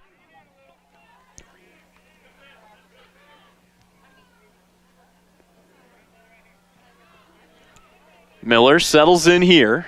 He's been very wary of the runner over at first in Trayton Olson. Olson doing some clapping, trying to keep him off balance. Anything you can do to disrupt the pitcher's rhythm. Here's the 1-1. Close at the knees, not there. And the count to 2-1. You look at Abilene's runs, 11 in the first game, 7 in the second game, and only 7 of now 28 runs were put there via a hit. 8 of those were walks or hit batsmen. 1 was put on via an error, and 2 were put on via a fielder's choice. But that's been the lingering issue for Southeast of Saline. Free base runners, especially to a team as good as Abilene, is just a death sentence. And it has been just that here today. Rupert at the plate, though. Southeast not dead yet. 3 outs left to give, trying to get 1 run back. The 3-1 is in for a called strike. Rupert was on his way down to second. He's going to have to stand back in for a payoff pitch. The freshman Noah Rupert against the senior who was ready to go, and then time was called. Had that happen a couple of times here tonight as, boy, a chill starting to set in here. The wind really picking up a bit. Temps down to about 63. Payoff pitch, swung on and missed. Noah Rupert caught chasing a fastball above his eyes, and the Trojans now down to their final 2 outs. Now batting, number 12, Casson Clover. Patachek on deck, Gephardt in the hole. Casson Clover will grab a bat for the 3rd time in this game. Clover is 1 for 2 with an RBI single and a fly out to left. Zach Miller trying to help his team go the rest of the way. Delivers this down and away. Count starts off at 1-0. Tiernan Patachek, pending any kind of a double play, should get another at bat as a strike is called and the count goes even at 1-1. Patachek hoping for a little redemption. Olsen also hoping for a little redemption. He's the one who stands aboard here at first. The 1-1 in for a called strike, and the count goes to 1-2 here on Clover.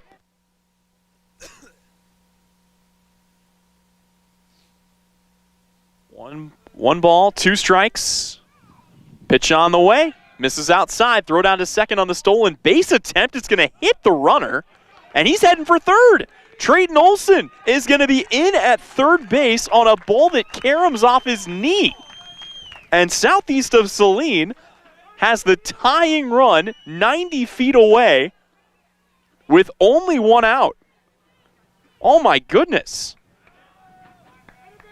So rule it a stolen base. I don't know what you call that. I don't think it's an error because it went off the runner there. I guess if anything it's an E2. But Southeast of Saline now has the tying run just 90 feet away. And now you've got options. A sac fly would do it. See what Southeast wants to do. Pitch to Clover. And he'll foul it back to keep the count at 1-2. The one thing you cannot have here if you're Southeast of Saline is a strikeout. Almost anything else can help you out. Here's a ball popped foul. Continuing to battle is Casson Clover.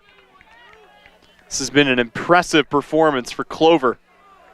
Another freshman getting to grips here with varsity baseball. Putting on a show in his freshman campaign. The 1-2.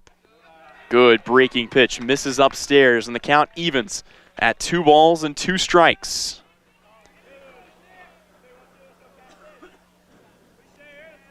Miller brings home the pitch, and he got him.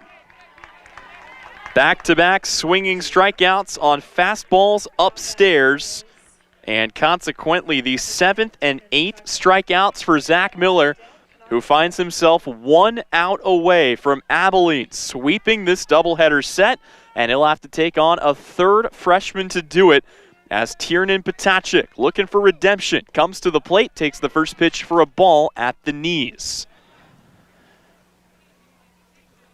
Miller not trying to give him any time, ready to go, and yeah, he does it again. And that's what I think the umpire's been stopping the game for. It's when the hand is up for time from the batter, and Miller goes ahead and goes into the windup.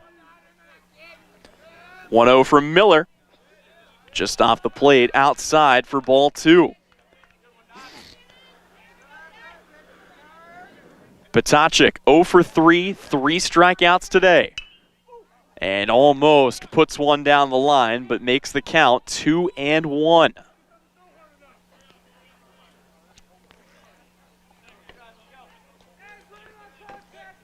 Think we picked a good one for the game of the week. One-run game. Southeast down, tying run 90 feet away. Tiernan Potacek at the plate, 2 down here in the 7th. Zach Miller looks in for the sign. The 2-1. And there's that breaking ball. My goodness, Potacek turns his back to it, thinks it's going to hit him, and it breaks into the zone.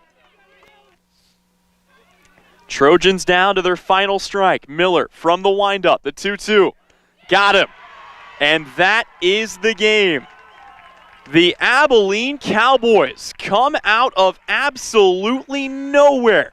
It's a 6-run comeback in the 6th inning, and it's 3 straight strikeouts for Zach Miller, finishing his day with 9 total strikeouts to close this out. Abilene going to sweep the doubleheader set. They get the win in Game 1, 11-1. They get the win in Game 2, 7-6. And this has been another edition of our Salina Regional Orthopedic and Sports Medicine Game of the Week. Game 1 brought to you by our good friends at Smart Insurance. Game 2 brought to you by our good friends at Don's Tire and Supply.